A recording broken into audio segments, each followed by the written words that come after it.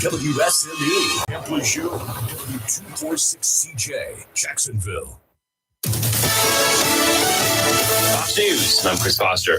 The president's son, Hunter Biden, is expected to plead guilty to misdemeanor tax charges today in Delaware. His legal team's apologizing for what it calls an unfortunate and unintentional miscommunication with the court. The district judge in question, Mary Ellen Noriega, has threatened to sanction Hunter Biden's lawyers after a member of his legal team misrepresented her identity to court officials so that she could improperly get documents removed from the public docket. Fox's Kevin Court. The Biden administration has 2 weeks to appeal a ruling against new limits on asylum seekers ineligible if they enter the country illegally. A federal judge in California says that rule can with immigrant rights groups who sued and claimed it violates that protect asylum seekers regardless of how they enter the country. Fox's Jared Halpern. The rule remains in place pending an appeal. There's been a drop in illegal crossing since it was enacted in May. America's listening to Fox News.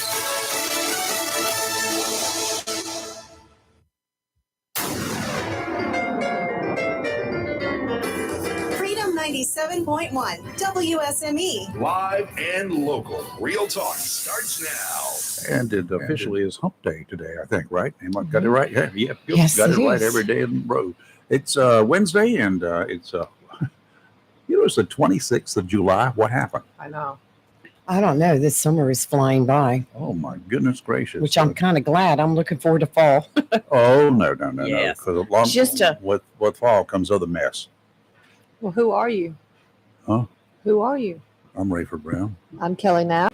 And I'm Lee Barrows. Don't you know who I am? Well, apparently nobody else might not. You didn't say it. I'm not sure you know. Everybody knows who Rayford is. No, I don't. Rayford may not know who Rayford Sometimes is. I don't wanna really. make sure. Honestly, I Yeah, really I don't. can Some days. understand. Oh my God! I've been going in here since earlier this morning because Mhm. got the camera reestablished this Yes. morning. So, phew, We need a remote control, definitely. I had to figure out how to log onto Facebook up there because I had forgotten how to do all that live stuff because I leave it up to y'all.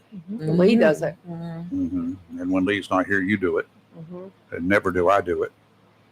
Well, you Sure. had it up just about ready to go. Yeah, well, I had actually. There's a way to go live without going live. It's Yes. just to test it. Yes, So there that's is. that's what I did, and so nobody actually was able to see it. I don't think. That's why you have to hit the go live I before it didn't do actually that part. goes. So. That's up to y'all. Anyway, we're back here. Yes. Some sad news to pass along today. First, Yes. we got a variety of sad news here this morning. Yeah. One of my neighbors, former North Carolina senator, also a member of the North Carolina House of Representatives at one Right. time, passed away Sunday. Mhm. Yeah. 90 years old. Senator Billy D. Mills. Yeah. Known him for many, many years, so few decades, in fact. And again, he's right down the street from me. And I heard about it on Sunday, but we were sort of waiting for the official news, which has not come out yet anywhere. No, the newspaper has not done anything. Nobody's done anything. Could not find an obituary for him. Nothing. You could Google him and you couldn't find a thing. Oh no, it's he was one of the founding guys there at Mills and Thomas Furniture in Swansboro. Yeah, love that story. So it's a great place. We've had some stuff in here from there, not that long ago, in fact. A lifelong Democrat until his grandson Bobby ran for the North Carolina House of Representatives as a Republican a few years back. I was there when Then Senator Billy, he said, I ain't going to become one of them Republicans or something like that. He did say it like that, but he said, I will become unaffiliated so I can vote for my grandson in the primary. And he did. Yes, he did. And he's remained an independent. He's always been his own man. Yeah, he was very active in the party back in the day, too. When so. the party was the party of Right. yesteryear. Yeah, It's not the party of today. So Right. this was probably a blessing in disguise for him when Bobby ran for the state house. Mhm. So Well, I that do worked out have- fine. I have some information on the service. Yeah, we've got some too posted. Actually, Lee Yes. found a whole bunch of stuff. on him. Thursday, July 27th. This is so tomorrow.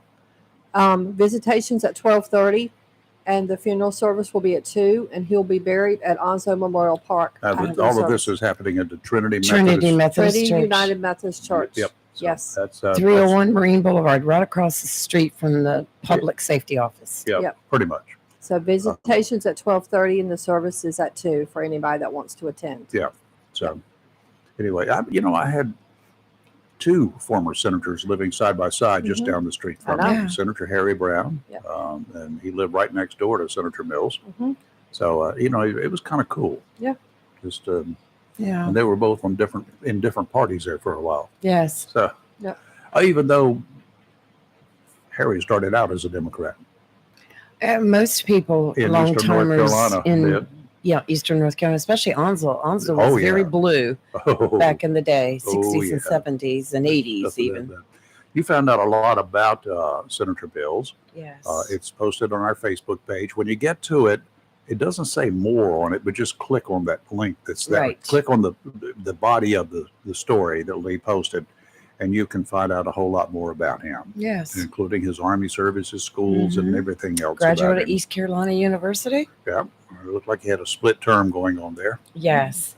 Well, which back was then, not unusual. right. And not only that, but with redistricting, sometimes it would knock somebody out of a certain area. Oh, yeah, for sure. Yeah, he had split service in 1965 through 66 and 1967.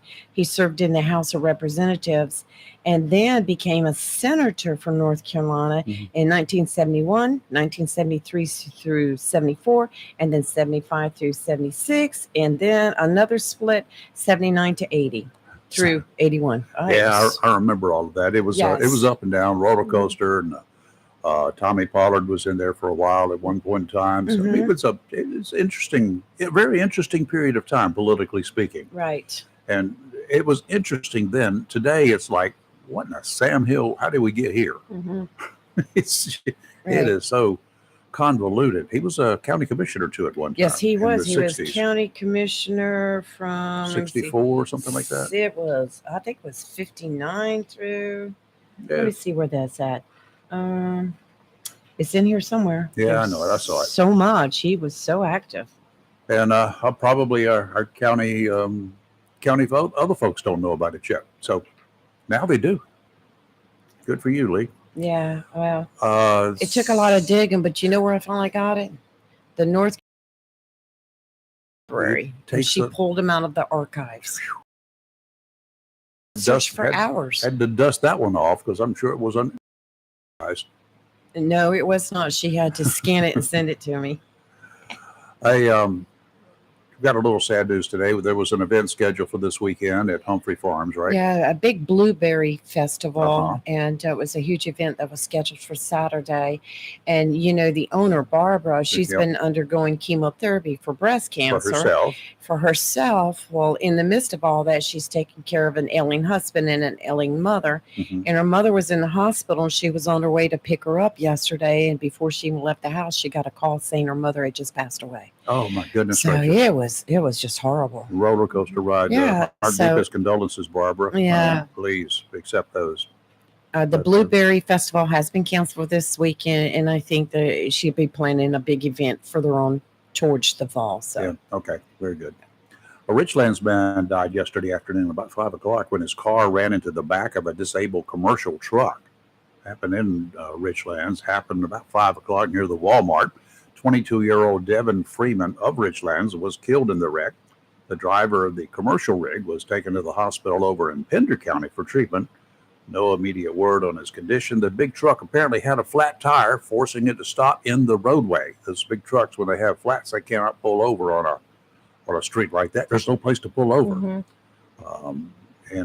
So it was stopped in the roadway. The investigation is ongoing. Down in Hampstead over the weekend, Sunday, Mm. the bodies of 3 Camp Lejeune Marines, all Lance Corporals, were found in a parked car at the Speedway in Hampstead Sunday morning, at 9 o'clock, I think it was. Pender deputies responded to the location while investigating a report that one of those Marines was reported missing. No foul play, and further details will not be available until the autopsy is done. Published news reports said no drugs were found in the car. Ranged from baby to 23. That we are. Yeah, wow. I'm so sorry. Mhm. anxiously awaiting the results. Hempstead, of course, is not that far from Wilmington. Don't know whether they were on their way back after a Saturday night in Wilmington or not. It's not unusual, It's very sad. having lived in Wilmington for many years, that downtown Wilmington, the locations, the hot spots in Wilmington were all loaded with Marines who were traveling there from Jacksonville, Camp Lejeune area.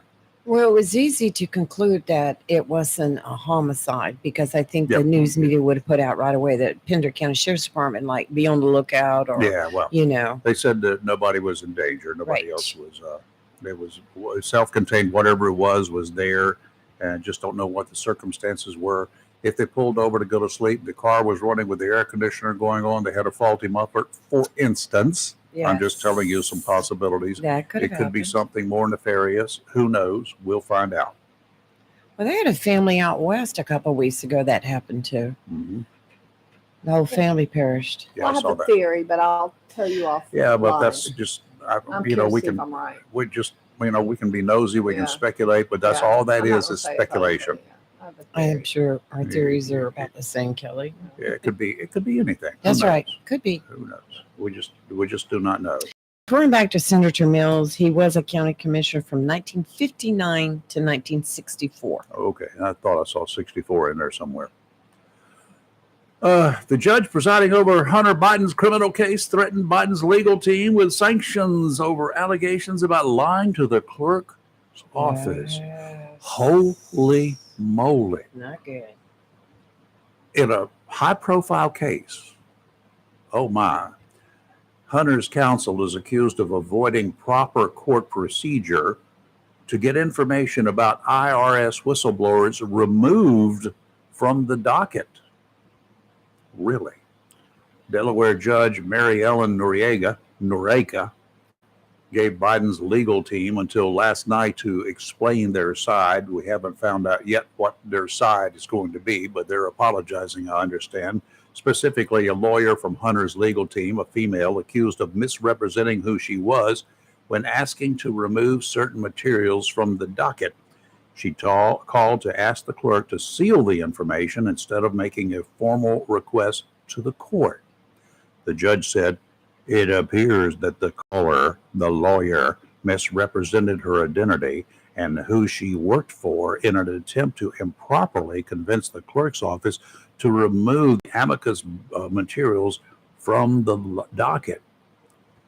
All I can say is like client, like lawyer. Biden is scheduled to plead guilty to 2 misdemeanor counts of willful failure to pay federal income tax today. The first son, they called him, reportedly failed to pay more than $100,000 in taxes on over $1.5 million earnings in 2017 and 2018. I think that income tax is a little low, $100,000 for $1.5 million earnings. If I get $1.5 million earnings, I guarantee you they're going to charge me a whole lot more money than $100,000. Biden's also set to enter a pretrial diversion agreement over a separate gun-related felony charge, a plea agreement, which has been called a sweetheart deal by critics like me, was negotiated between Biden and the Department of Justice. Now, here's the clincher. The judge, who is already ticked off, doesn't have to accept it. I agree with that. I bet he will. Not But one on She this. will. Wait, We'll I don't see. know whether Yeah. she will or not. You know, when you got a woman that's been ticked off, sometimes their memory just never goes away, does it? oh, I agree with that, but So, hard to say. so we'll see. Anyway, it's in the home state of Mr. Biden.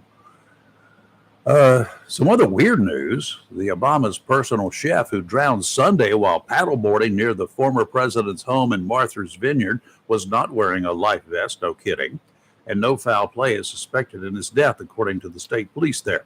Yeah. The body of Tafari Campbell, 45, of Dumfries, was recovered Monday morning from some great pond called Edgartown Great Pond. After an extensive search, he was only in about 8 feet of water. I guess sonar was used. They found the body, discovered where it was, and divers recovered the body Monday. Do you not know how to swim and you get out there without a life jacket in a fairly calm area it's a pond? Edgartown Great Pond. Edgartown. Edgartown, one word. Great- Edgartown. great- Gotcha. Great Pond. After an extensive search, they found the body in 8 feet of water. They found the paddleboard on Sunday, and the search began, but it was discontinued Sunday night. They resumed it Monday morning using sonar, special Right. sonar. Right. Hmm. You would think in 8 feet of water, but Well, that's where they found them. Yeah, so. it matters not whether you're in 8 feet or anything over your head is a death True. trap if you can't swim or something's wrong. Don't know if there's anything wrong. This guy used to be the Obama's chef at the White House. Yeah. They liked Right. him so much, they said, well, when we leave, can you come with us? Yeah, Mhm. I can. So, sweetheart deal he had.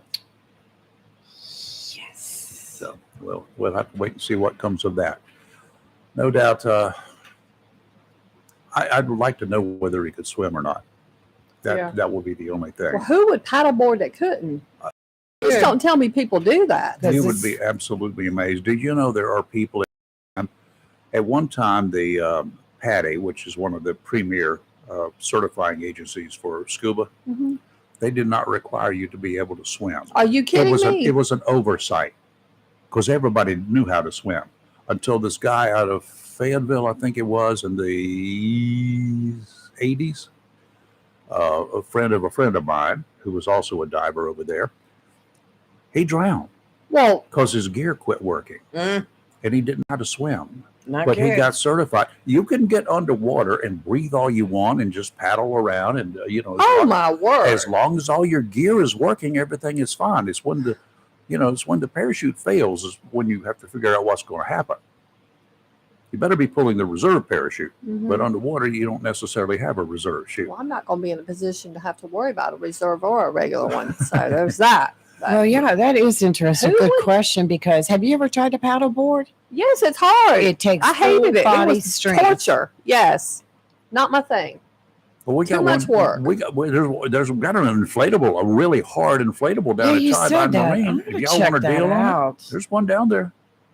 My luck, Jaws it's would his- come if by and it's his- skin it open. No, the alligator that's right there off the dock and Tide line. No, you chomp it don't. up. You go down the river in the intercoastal waterway. You There's can have a alligators there blast. too. Nah. That takes more strength than I have. I'm telling you, I hated it. The first paddleboard I saw was down in the Virgin Islands. We were there many years ago, and Robbie and I were staying on a sailboat with some friends Mhm. and going around from island to island.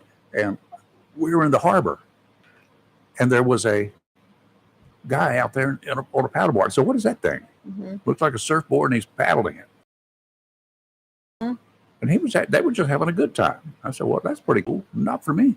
That's No, pretty it's cool. not my Mm-mm. thing at all. First of all, I got to stand up the whole time on it. I don't want that. I want a captain's chair. a lot I of want work. to hit the motors and start them up and go forward, young man. Go Do you know forward. right there at New River Inlet, right there at North Topsail at the end, Yeah. where it's so rough right there? My brother and sister-in-law go out there and paddleboard. I like, are y'all crazy? There? Yes. Of all the places in this area, you they That's just where they pick there?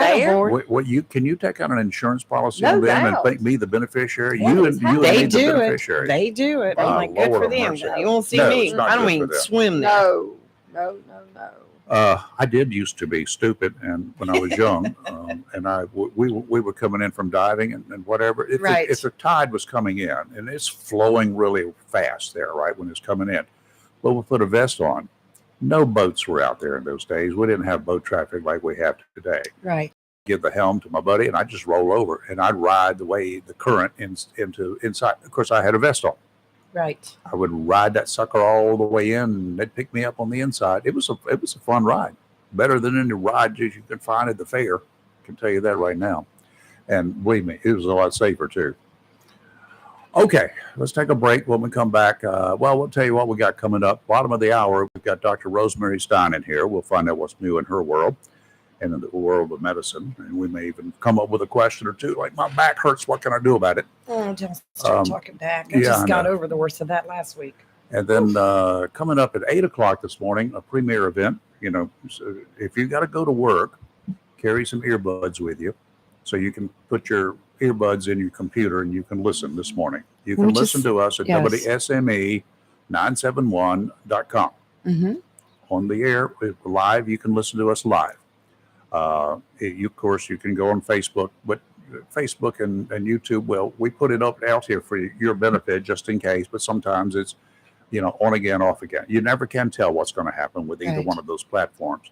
You can listen to us on the radio at any time, 971.com or 1120 a.m. You can go either way. If you're traveling, you can do that. If you've got an app thing in your phone, go ahead and put Simple Radio in it. and Simple look- Radio and- app. And look for WSME, and you'll find us there You right can away. listen across the world to And, us by phone. here, there, and everywhere on your phone, on your one of them apps. One of our listeners just commented, Miss Paula, that she had read a report that chef could not swim. Once again, why would you paddleboard if you can't Without swim? a life Without a vest, life too. jacket. What? That's What? Crazy. Mm, We don't know. We'll find out. More will come out of this, no doubt about it. yes. Maybe he knew something. Well, That was No. that was a bad joke. I'd look at the toxicology report Yes, definitely. first of all, and then. But at 8 o'clock this morning, you're going to want to be listening. We've got a couple of county commissioners in here. Chairman of the Onslow County Board of Commissioners, Tim Foster, Vice Chairman Robin Knapp, and I've got questions. They've got answers, and we will listen to my questions. They will, and they will provide answers. Mhm. And then we will open it up for y'all and for Lee. I've and already got Kelly. some questions from a listener. I'm sure you have. Just And text me. so we will get up with all of that, but I'm going to lay the platform here first so we can set the stage and bring you up to speed on what's going on. This is dealing with the resignation a week ago. It's been that long? It has been that long. Wow, almost a week ago, of the county manager here. The sudden, unexpected, unanticipated, and the fallout from it, and the reason for the resignation, we want to know. And there's lots of stuff out there, but we want to get to the bottom of it. And we're going to get to the bottom of it today because I'm locking the doors and chaining them until we find Whoa. out what's going on. I'm just going to go lay back on the couch. That's called kidnapping, isn't it? Can't do that. No. Doggone it. No, it's false imprisonment. That's what it That's is. right. Okay, just kidding, Robin and Tim, mostly. You're live and local, Real Talk Freedom 97.1, 1120 a.m. WSME. Take a break right now, and then we will do weather when we come back. Research shows people remember radio ads that remind them of the past. So to help you remember that Liberty Mutual Insurance Company customizes your home insurance so you only pay for what you need, here's an ad that'll really take you back. Back in my day, I heard a voice from the radio say, Liberty Mutual customizes my home insurance so I only pay for what I need. I'm getting on in years now, but heavens to Betsy, there are some things an old fella like me just never forgets. Only pay for what you need at libertymutual.com. Liberty, liberty, liberty, liberty. DQ presents. Picture this. You stand before the awe-inspiring new signature stack burger menu at DQ and your mouth wonders, where have you been all my life? That's 5 taste bud tempting cheeseburgers with 100% real seasoned beef. You peek at the loaded A1 stack burger with 2 premium sauces. Then the flamethrower stack burger with tongue-tingling jalapeno bacon. Then you realize moments like these are exactly why we have the DQ signature stack burger menu. DQ. Happy tastes good. Get it delivered at DQ.com. Mills International Incorporated, your local Cub Cadet dealer, is ready for summer, and you should be too. With the Cub Cadet zero-turn, lawn tractors, and walk-behind lawnmowers from Cub Cadet, all engineered with premium features, leaving you with a well-manicured lawn. Stop by Mills International Incorporated today and unlock the possibilities of your yard with Cub Cadet. Head to your local Cub Cadet dealer, Mills International Incorporated, at 801 South Queen Street for exceptional offers, expert advice, and superior service. A plan every adult family member should consider is the pre-arranged funeral. It's the worry-saving thing to do for your family. Making pre-arrangements helps to alleviate the additional stress on family members that can come with arranging a loved one's funeral. Jones Funeral Home's prepaid funeral plan helps remove confusion. They make a practical evaluation of costs possible, and it's the best way to take an unpleasant task off the shoulders of the family. Call Jones Funeral Home at 455-1281.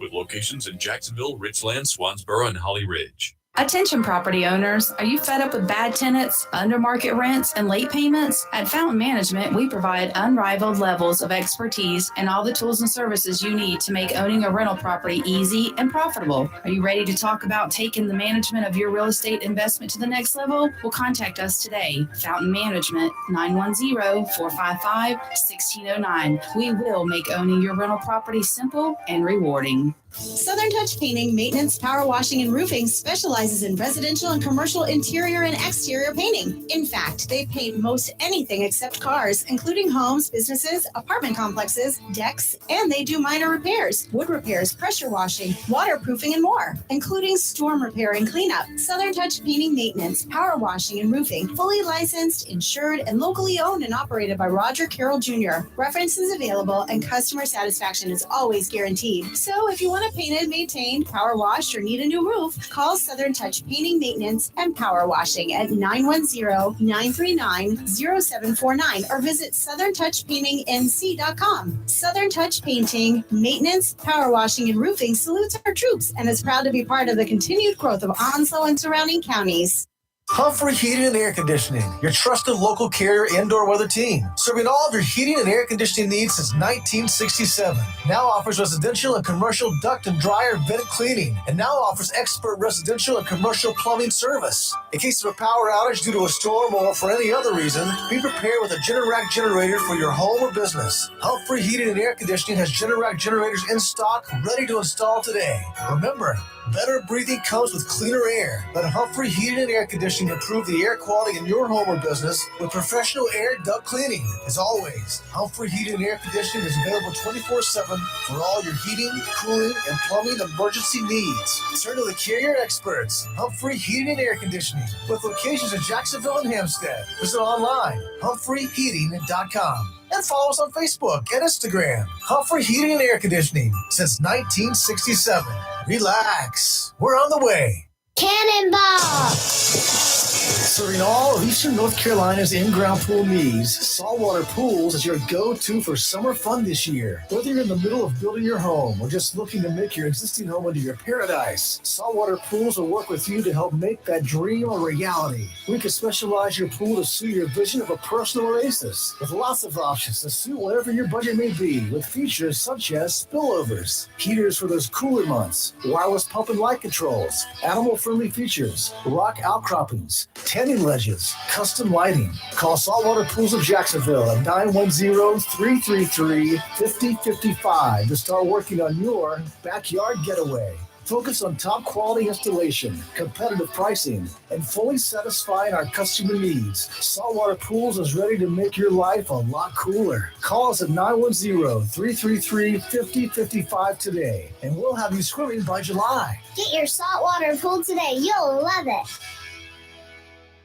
It's live and local. Real talk on Freedom 97.1, 1120 AM, WSME. In 1 hour, 2 minutes, and about 20 seconds, the doors at Tideline Marine in Jacksonville will be open for business. That's BIZNESS, by the way. Tideline Marine down there yesterday. Boy, what a group of people that came in yesterday. All over, everywhere were in there. And that was cool. And Lee, your favorite part of Tideline is upstairs. Upstairs. Well, there's a lot of stuff that ain't there no more because the lady came in yesterday, bought a bunch of stuff. Give me her name and address. She got some good deals on it. I will tell you that right now. You go down there and you talk to Elise and see what kind of deals that you can What get. is today, Wednesday? Wednesday. I'll go tomorrow. You'll be there tomorrow. I'll be there I'm tomorrow. going there tomorrow. Yeah. So anyway, Tideline, 159 Old Bridge Street on the banks of the New River for all of your fishing and boating needs. And if you want some good gift shop stuff, a lot of it's very nautical in nature, and you never can tell. It's stuff that the store really doesn't stock anymore. They're not in the gift shop business, so they're kind of going through everything that they've got in storage, and they're bringing it all out. And it's brand new stuff, but it's old. It's just been around for a while. Really cool stuff. And you get good deals on it if you go down there now. If you want a good deal on the boat, let me tell you what. Tideline Marine's got two of the prettiest, most well-built. Is there such a phrase as most well-built? Sure. The best well-built boats that I've ever seen, pontoon boats. Welds on those things are absolutely stupendous. The material, sometimes you get this little flimsy stuff that boat builders use or other people use. Not this one. This is like that my dad used to build houses. The porch out here, the decking material you normally get for decking material, 1.25 inch stuff. No, he built it with 2x4s or 2x6s, the decking material, because we had to replace some of it. Holy moly, what was tough to get it up to. But anyway, that's the kind of work that is done on these boats. The Aloha boats have been in business since 1962. They ain't going nowhere. That's the good thing. So you've got a tried and proven, tested product, been around for a long time. They're not pontoons, they're tritoons. That means they got 3 of those tubes running down them. The center one is full length. It's not like some of the tritoons with a shorter center tune. Why would you make it shorter? I don't That's know. weird. It's cheaper that way. You can still call it a tritoon. No. You save money on all that metal. But anyway, they've got 1 full length, 3 full length tubes, and they are fast. You can pull the tubes on them, not the kind of tubes that they're on, but you can pull those fun tubes, the inflatable toys, water skis, do whatever. They're fast enough to handle it.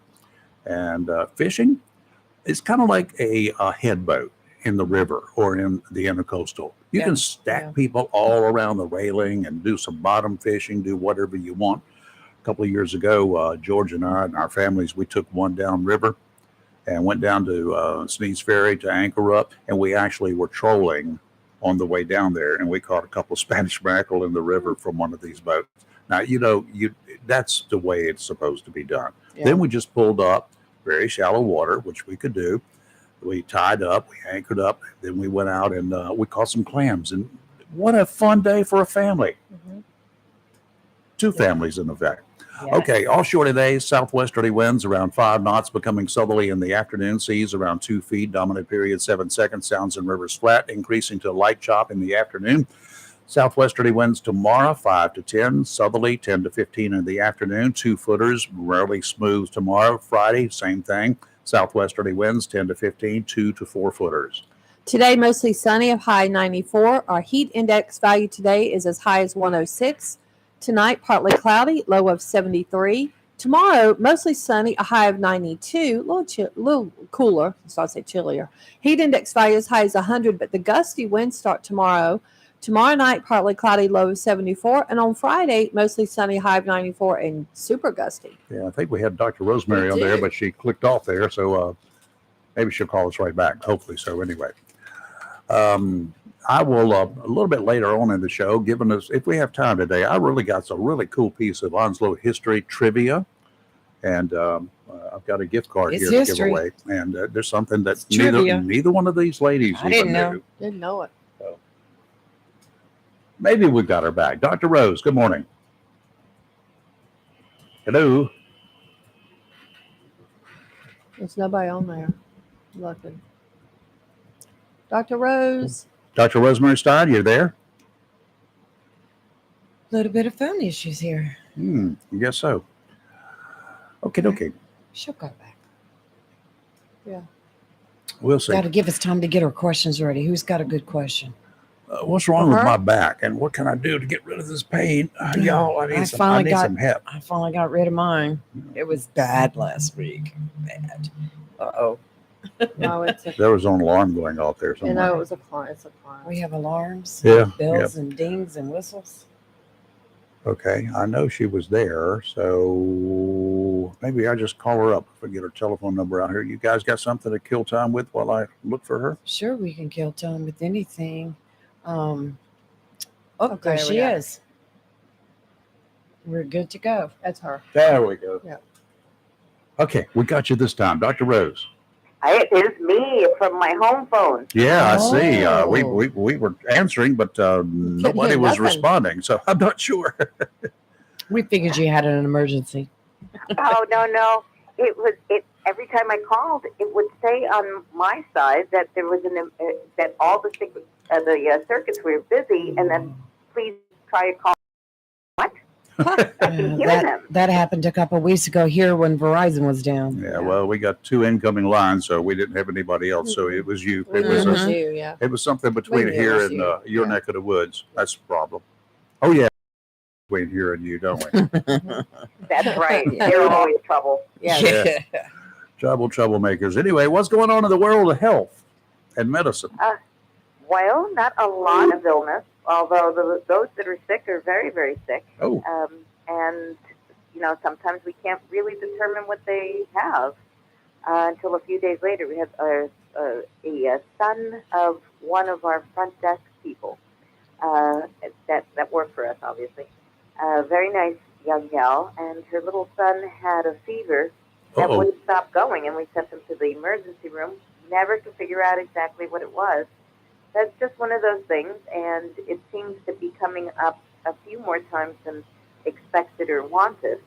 But if you hang in close and give them a lot of water and treat their fever and give them lots of kisses, it seems to be just biding its time and going away. Well, that part is good. Best part are the kisses. Yeah. I keep, and we've got another one here not long ago that I was reading about, I guess, yesterday, and I forgot where it was. Heat strokes, kids, cars.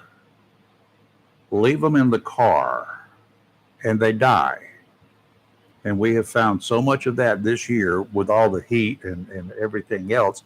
I just can't impress upon parents. Do not leave your kid in the car. I don't care how rambunctious your kid is. If you can't find a babysitter, take him or her into the grocery store with you, fasten them in their seat, and move on about your business. And don't scream at them.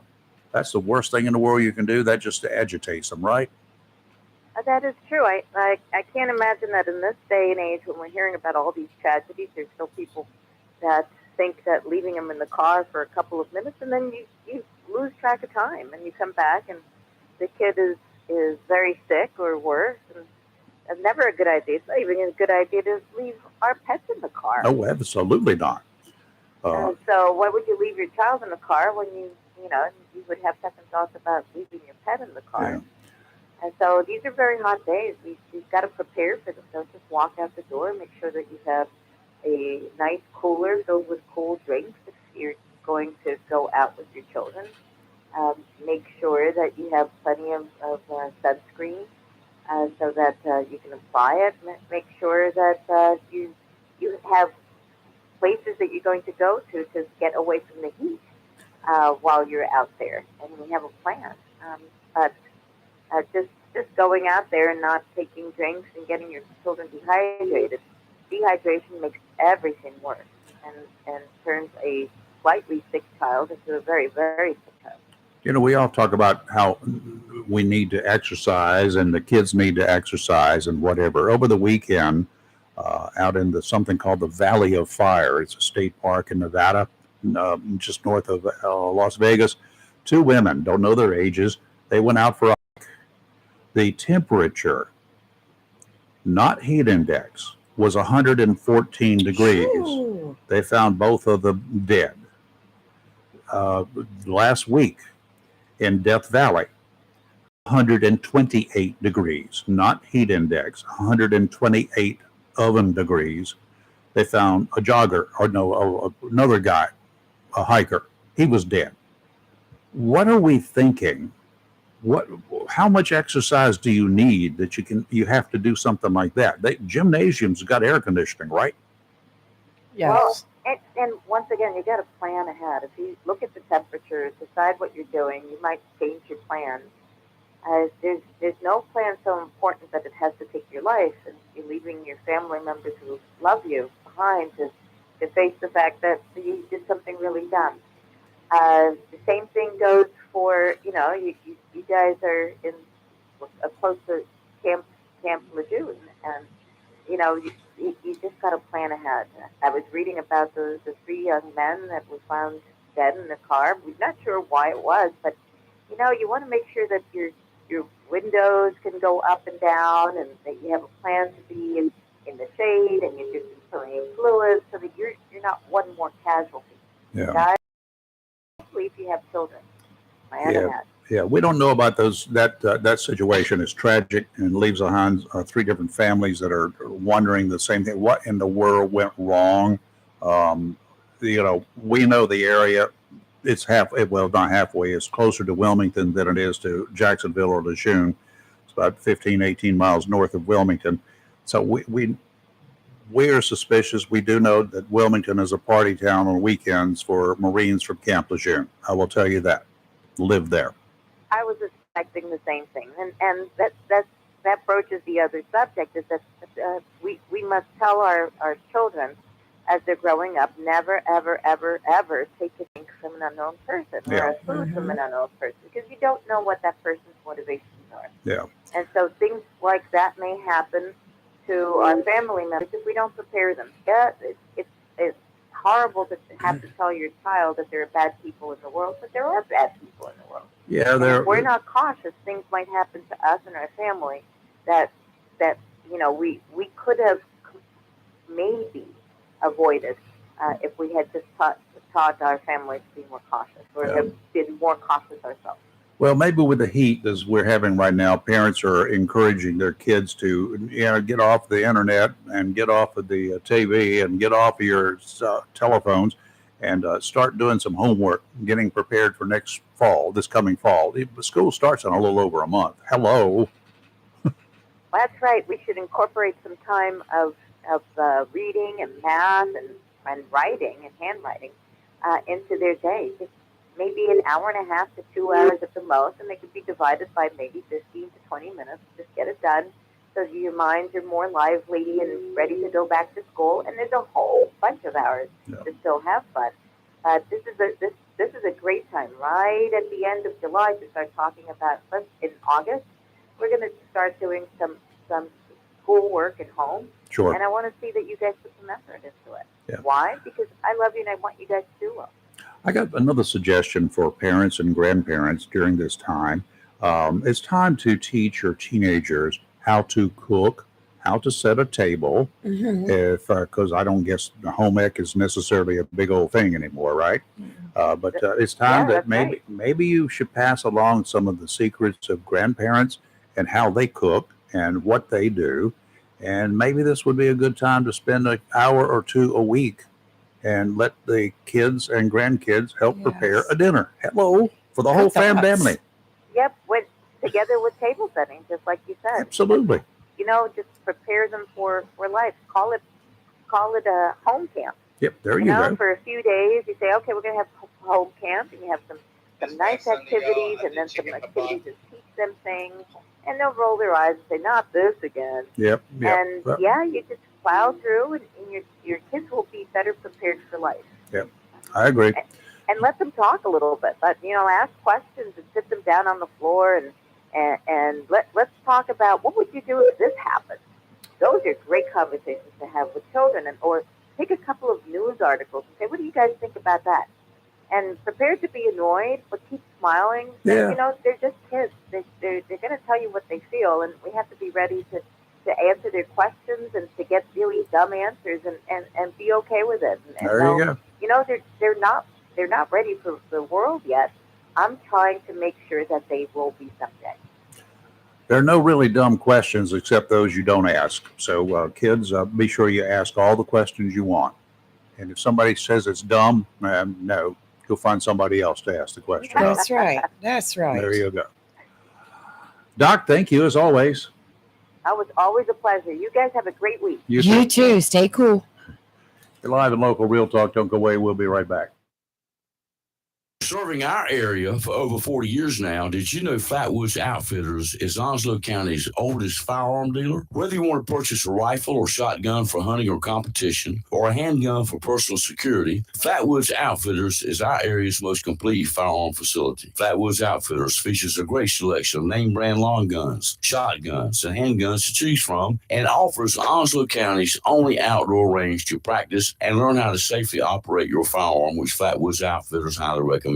The range is now open Monday through Saturday from 9 to 6 p.m. and 12 to 4 on Sundays to practice and sight in your scope. Flatwoods Outfitters, Onslow County's oldest firearm facility, 111 Second Amendment Lane, just off Highway 24 between Jacksonville and Swansboro in Hubert.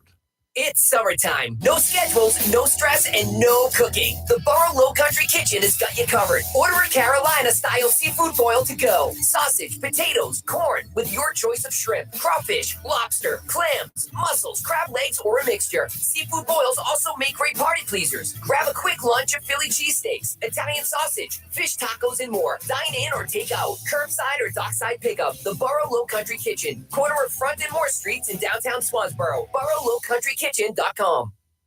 If you're a biker or motorcycle enthusiast and love the mountains of North Carolina, then the Clarkton Motel in beautiful Maggie Valley, North Carolina, in the heart of the Great Smoky Mountains, is the place for you. You see, the Clarkton Motel is biker-owned and offers bike tours through some of the most beautiful and breathtaking scenery in the world. While visiting, you may want to visit the Wheels Through Time Museum. Wheels Through Time is home to the world's premier collection of rare American vintage motorcycles and houses over 300 of America's rarest and most historic classic motorcycles, including the likes of Harley-Davidson, Indian, Excelsior, Henderson, and many more. The Clarkton Motel has a pool, kitchens, and king and queen size beds are available and offers Sunday through Thursday discounts. That's the Clarkton Motel, 1527 Soco Road, Maggie Valley, North Carolina. For reservations, phone 1-800-787-6998. Visit www.motorcyclefriendlymotel.com. This is Bill from Bill Cycle Salvage in Jacksonville, North Carolina, and I approve this message. If your plans include hitting the road this year to do some traveling, make sure a visit to Silent Service Center is on your to-do list. Travel safety starts with the tires on your vehicle, and a visit to Silent Service Center will give you peace of mind with the best value in all name brand tires and the largest selection of used tires in this area. In addition to quality tires, Silent Service Center is a North Carolina inspection station and does complete brake service, oil changes, and alignment service. Silent Service Center, 1707 Lejeune Boulevard, Jacksonville, and 108 West Main Street, Havelock. Phone 910-353-4760. Hello, shoppers. Preston Taylor at the Piggly Wiggly on Richlands Highway asks you to donate your gently loved books and help fill more than 75 little free libraries throughout Onslow County. You can drop off your gently used and loved books at the Piggly Wiggly on the Richlands Highway right here in Jacksonville. Remember to take advantage of the following specials as well from the Piggly Wiggly, located on Richlands Highway in Jacksonville and Main Street in Maysville. Half-cut, boneless ribeye loins, just $11.99 a pound. Value pack, fresh ground round, just $4.79 a pound. Whole boneless pork loin, just $1.59 a pound. Whole bottom round,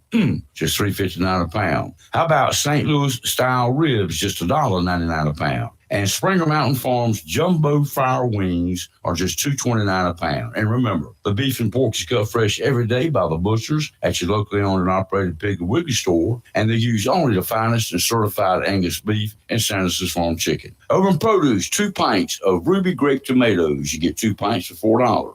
3-pack Cello Romaine hearts. You get 2 3-packs for just $5. How about sweet and juicy Eastern peaches, just $1.99 a pound. Tropical jumbo mangoes, just 99 cents each. North Carolina grown yellow or zucchini squash is only $1.99 a pound. And sweet Northwestern cherries, $2.99 a pound. And tart California lemons, just 59 cents each. Remember to donate your gently loved books and help fill more than 75 little free libraries throughout Onslow County. You can drop your books off at the Piggly Wiggly on the Richlands Highway right here in Jacksonville. And you get 2 2-liter Cokes or Sprites for $4. That's your locally owned and operated Piggly Wiggly store where good things cost less. Down home, down the street, Richlands Highway, Jacksonville, and Main Street in Maysville. Remember, say big with the big.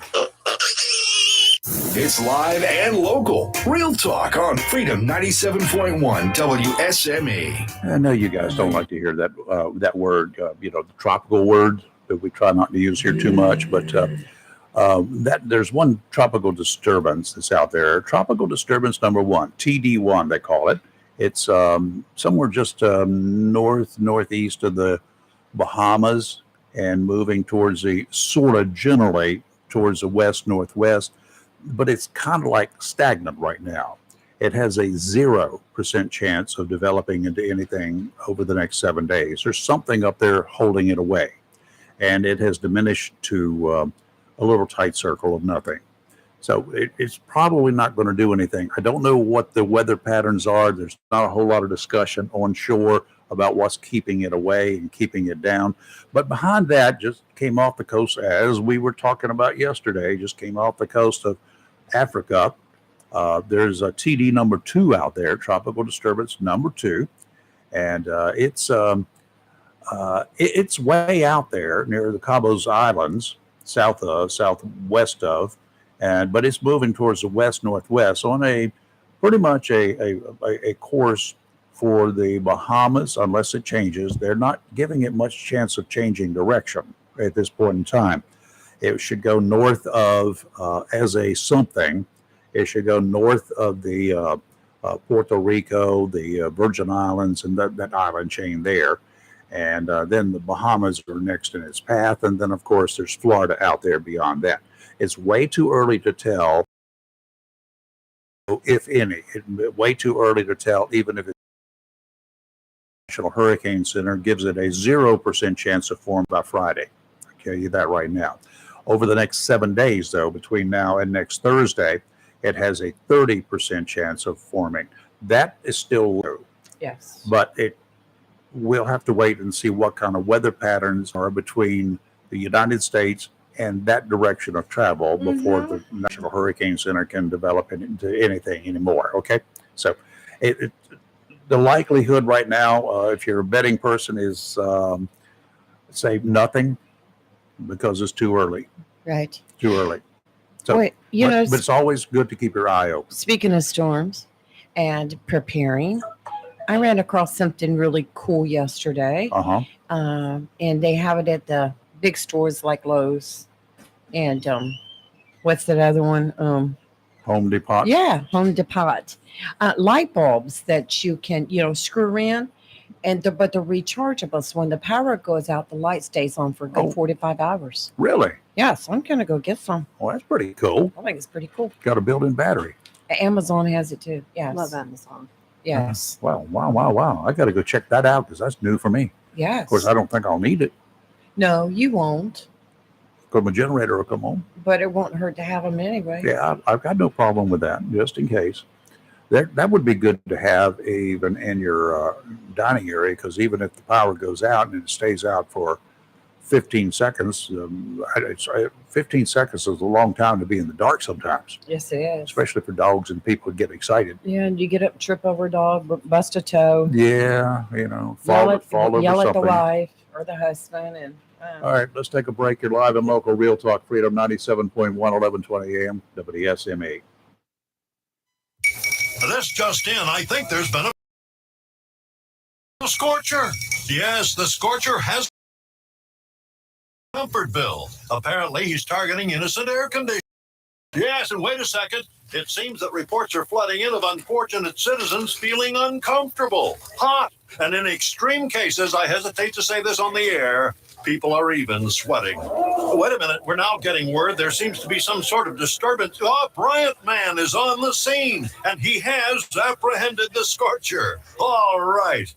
Tune in again for another tale of Bryant Man, always doing whatever it takes. Call Down East Heating and Air Conditioning at 346-4311 and let them keep you comfortable this summer. Down East Heating and Air, serving our community for over 25 years. Down East can also help you with your home guttering needs. Call Down East today, 346-4311.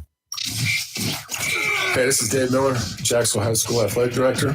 Promoting the Jacksonville High School Booster Club Cardinal Night. It's July 28th at 6 p.m. at the Rustic Barn on Gum Branch Road. The grand prize is a golf cart donated by Swinging Things. Other prizes include a $5,000 gift certificate from Armstrong and Tant Dentistry and a photography package from Shapiro Productions. Tickets are $100, includes dinner for two from Mill the Islands Catering. Come out and support Jacksonville High School Cardinals Athletics. To secure your tickets today, head to the Jacksonville High School Booster Club Facebook page. If you love racing, you don't want to miss the All-American Showdown this coming Saturday, July 28th at New River All-America Speedway, 4744 Richlands Highway, Jacksonville. Enjoy all the excitement featuring USAC, Eastern Midgets, and Southern Ground Pounders vintage race cars, plus the hometown heroes and the Swansboro Liquidation Bombers, and the always thrilling jump carts also in action. Gates open at 5 p.m., green flag at 8 p.m. Tickets $10 and kids 5 and under free. For more information, visit NewRiverSpeedway.com or call 910-708-0202. Have you gotten your copy of Topsail Times newspaper this week? If not, did you know that Topsail Times is Topsail area's only local newspaper in print? Started a little over a year ago, we now have over 1,500 online subscribers and 5,000 printed copies that go out every 2 weeks. And we never charge our readers. Information should be free to our readers, and we stick by that. Looking for an idea for date night?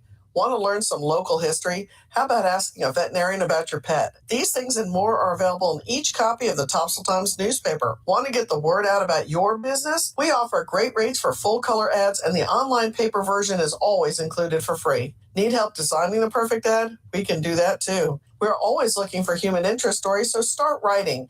And we love local photos too. Check out our website at topsailtimes.net, where you can find out where to pick up a copy or check out our latest publication online.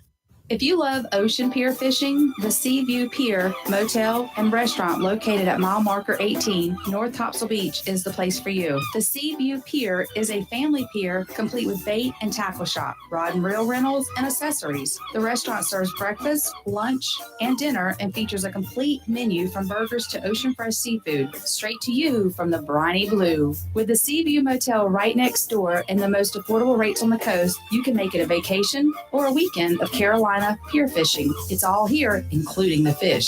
The Seaview Pier Motel and Restaurant, mile marker 18, North Topsail Beach, across the bridge, just south of East Ferry. To find out what's biting or for motel reservations, call anytime 910-328-3172.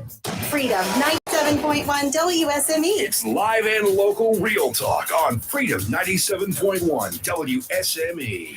All right, we're back. And just before the top of the hour, because at the top of the hour, we got some special guests in here. I'm going to ask you a trivia question right now. It's a two-part question, okay? Prior to the days of the Jacksonville Daily News, before it came into existence, there was a newspaper here in Jacksonville. It's a two-part question. I need to know the name of that newspaper. I also need to know the motto of that newspaper. 910-333-0139. You ain't fast enough, and you're not eligible.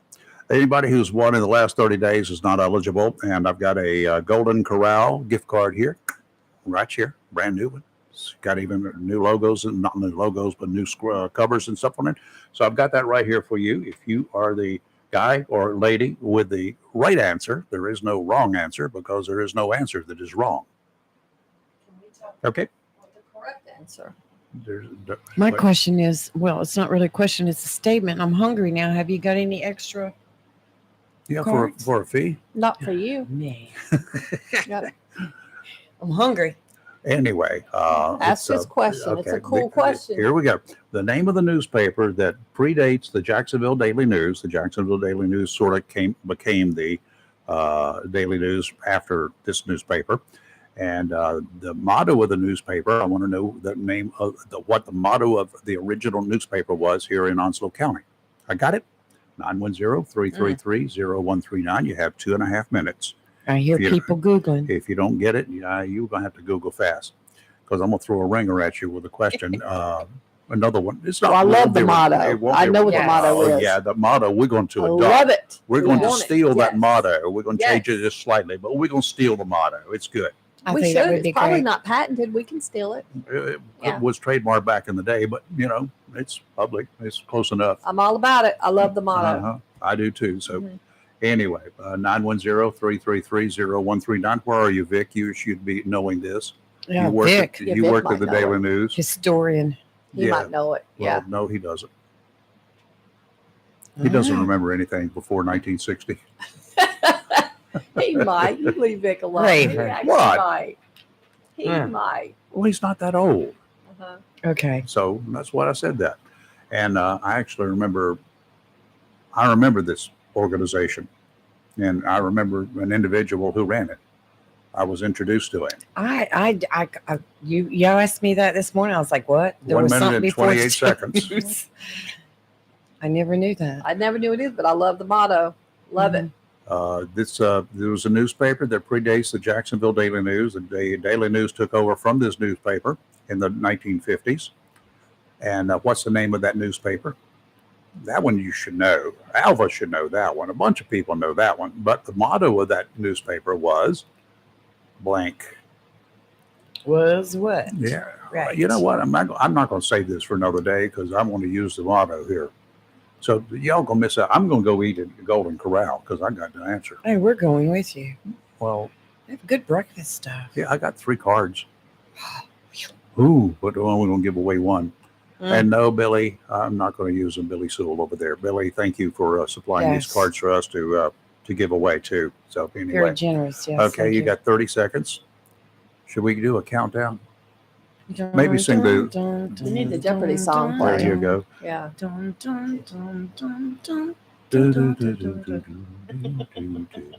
20 seconds.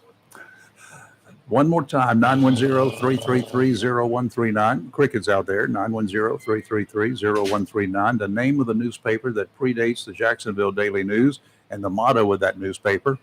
I got a feeling one gentleman just walked through the door here. It's the chairman of the Onslow County Commissioners, and he probably knows the answer to No, that. he's giving me looks. So anyway, we'll see. All right. I know he doesn't qualify for the gift card, but we'll find out after the break if he knows what it is. You're live and local, Real Talk, Freedom 97.1, 1120 AM, WSME. WSME, Camp Lejeune, W246CJ, Jacksonville. Fox News. I'm Chris Foster.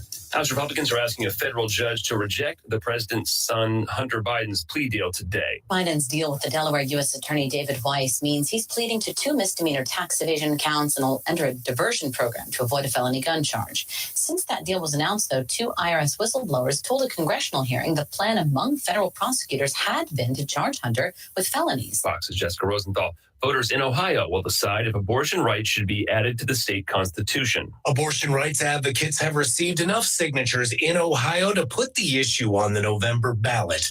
Voters will decide whether to codify access to the procedure in the state up to the time a fetus is viable outside the womb. That's usually around 24 weeks or about 5.5 months into pregnancy. Fox's Tom Graham. Iowa Supreme Court has agreed to hear an appeal over a blocked abortion ban there. America's listening to Fox News.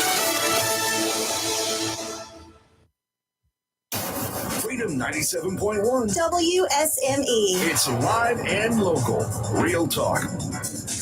Okay, since nobody got the trivia question and nobody gets the card today, and we do have one of the county commissioners in here, the chairman of the county commissioners, who actually walked through the door and told me the name of the newspaper there. Tim Foster. Hey, how are you? Good morning. How are you doing? I'm fine. It predates the Jacksonville Daily News back in the 50s. The name of that newspaper was? The News and Views. Yeah, how about that? Do you know who the editor was? That I do not know. I'm giving you all I know. He was about 3 feet tall. His name was Billy Arthur. I do remember You that remember name. that name? I do. There you go. I Tell him had the the pleasure cool of meeting him. motto. Okay, now, the motto that Mr. Arthur came up with, the only newspaper in the world that gives a whoop about Onslow County. I love it. I'm about it. I love it. Very cool. Whoop, whoop. Yep. Whoop, whoop. I think that's pretty cool. Anyway, we'll come up with some more trivia questions for y'all that you won't know the answers to either. We're accumulating the cards because after a while, I have enough to go out there and have a full-fledged dinner for about 40 people. Yeah, that sounds good to me. Yeah. Robin Knapp, Vice Chairman of the County Commissioners, also in here with us this morning. How are you? Good, sir. How are you? I'm doing fine. What's on your mind? Nothing. Oh, a bunch of stuff. But, you know. Yeah. The past week has been interesting. It has. Yeah. Can we bring that mic a little closer to you? Yep. Oh, yeah. Okay. All right, I'll start. Started up with the resignation of the county manager. Yeah, about a week ago, 8 o'clock in the morning, you guys got notified that Sharon Griffin was resigning as county commissioner, effective in October. So it was not like I'm walking out of here right now type thing. So she gave notice. And did she give any reasons for resigning? She did not give us any reasons in her resignation letter and conversations with her. She didn't give any reasons then either, as far as with me. And I want everybody to know that her resignation was not a ultimatum of you do this or this is what's going to happen. There was no cloud over our county manager that precipitated this. There's been no conversation of what's this and why is this, and if you don't do this, then you're going to have to make a choice. I think she has her personal reasons that she made that decision. And I think that's something that whenever she's ready to share, she'll share those reasons. She's a fantastic individual with a heart for service. Has worked hard for Onslow County and done a fine job, and it's in her heart. And she's going to stay in the county, and she's going to continue to work. Here. As far as we know from what she has said, that she's going to stay in Onslow County. Yeah, she recently got married. She did. And I believe her husband works here on base with some stuff. Okay. And she's going to stick around, and she's going to continue to work in the community and do some things. I'm going to break it to both of you right now. She's going to come on here as a co-host with us. Oh, that'd be awesome. Hey, I like that. I'm just kidding. Hey, look, that'd be awesome because let me tell you, she is a very smart lady. And she is, historically, from listening to some of her colleagues, she's a heck of a litigator in the courtroom as well. Sure she is. And she is a lawyer, by the way, She is for a you lawyer. folks who don't know. Yeah. 20+ year lawyer. And she started with a chemistry degree. Oh Lord! And started, I believe it was chemistry. And I never was did going to well go there. into, was going to go into teaching, I believe. But fortunate for us, she chose to do something differently, and which led her eventually to county management. Her first job in county local government was actually a deputy county manager here. She did work with the North Carolina Association of County Commissioners before she became our deputy county manager. And she was a part of the team that led us through Florence. She was a deputy county manager at that time. And then she was also there when the COVID and all that stuff took place. And leaders do a good job of working with the people around them. She is, not in past tense, she is a leader that when she, if you can picture 5 floors up and looking out a great big glass window into what's going on and what you oversee, when things are going well, you give credit to the people that work for you. Okay. And when things are going bad or there's something takes place, then you look in the mirror and you say, I need to do something differently. Yeah, the buck stops here. Right. She was a true leader when it comes to that. Robin, as vice chair, a little over a month ago, you wrote a letter of censure. I did. Did that have anything to do? It was not for her, by the way. It was for one of your fellow county commissioners. Did that have anything to do with her resignation? Yes, sir, it did. It sure did. Let me explain something. I want you to, because I will ask you to. Well, I'm going to be open and transparent here. She's got various personal reasons that I'm not going to elaborate on because that was told in confidence, and she has her reasons. And it's a conglomeration of things, but probably the biggest thing was because of one particular commissioner, because of the pressure and disrespect and insecurity or not insecurity, but lack of respect for the integrity of the staff, that she felt that she did not need to answer to that on a constant daily basis. And she got tired of it. We've heard all sorts of things about, there's missing strange dealings in the financials of Onslow County, strange dealings that money is missing. We've heard that the health department has lost a lot of employees, and that a big investigation by Department of Health and Human Services in North Carolina, by the way, they're the only ones who can investigate some of the allegations that were made against the health department. You guys have been apprised of the results of whatever inquiries that were made. I don't want to call it an investigation unless you do, because I don't know. Well, we would have to be apprised of an investigation if we knew an investigation had occurred. Has an investigation occurred? Not that we're aware of. So there's no investigation? No. Where inquiries, allegations have been made. I'll go ahead and tell you, I received a phone call wanting me to meet with the individual back a year ago. Maybe it was this past December. I'm getting called up. And at that time, I had some things going on that I was having to take care of. It was spending time with my mother, who was doing very well right now. But at the time, she was in and out of hospital dealing with some stuff. So I did not follow up on that request to meet with someone. That request come in again, and I was still, when your mother's almost 84 years old and doing things and having to work through things, that's your priority. Right. And if someone wants to get mad at me for that, then so be it. I'll sleep good at night because that will always be Family my priority. first. Absolutely. So I finally got a third call, and we were asked to go meet with the person, and myself and one other commissioner were going to go. Commissioner Knapp was planning on going, but wasn't able to go. And I listened for, that was probably an hour and a half of information. Took notes on that to hear what was taking place, or the complaints or the accusations. At the end of that, I received a personal journal that was handed to me and asked to be kept in confidence and not to be shared.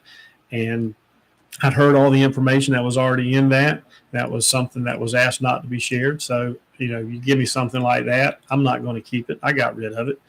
And I was going to wait and meet with vice chairman and the other individual and talk about the stuff and what we needed next steps.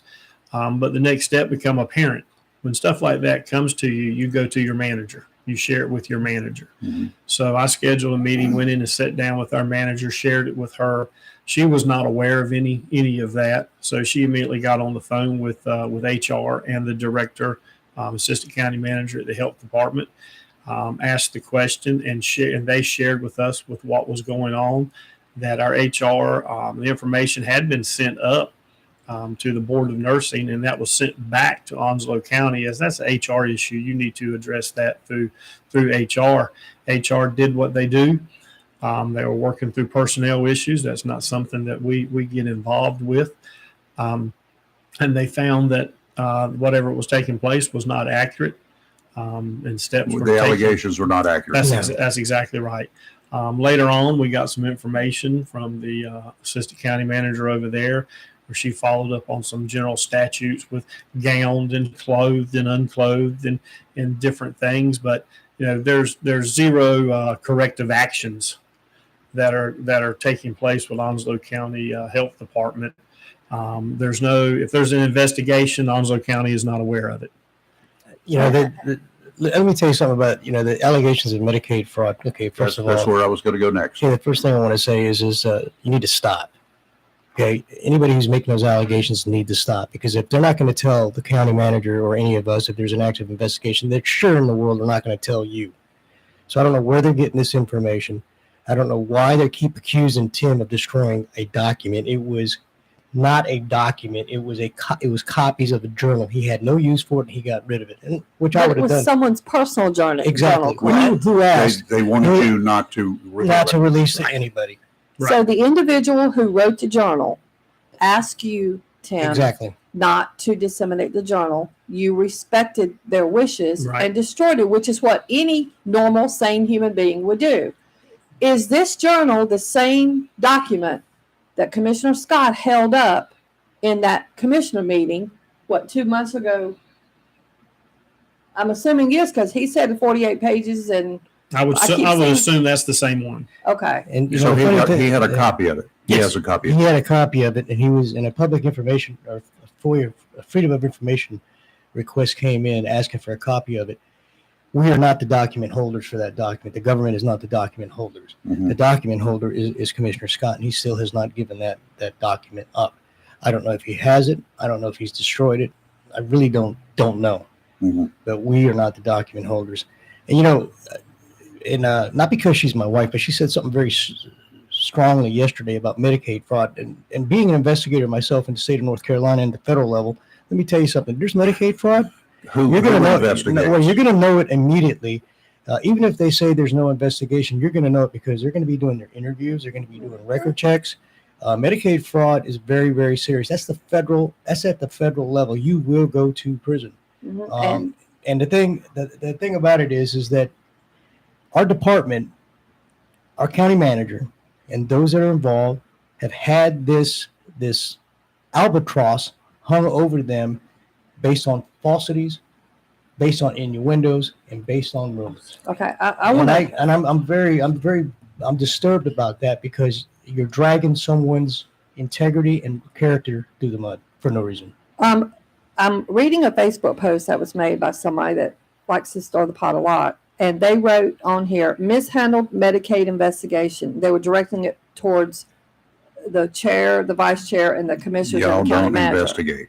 No. Let me make this very clear. I'm a Medicaid provider. Okay. So let me make this clear to everybody listening. The only people that investigate Medicaid fraud claims of any kind is the state of North Carolina Department of Health and Human Services Medicaid Division, not the county manager, not the county commissioners. Not even the sheriff. No one but DHHS in Raleigh under CMS, which is the Center for Medicaid Services, which is in Washington, D.C. Then it trickles down to DHHS in Raleigh.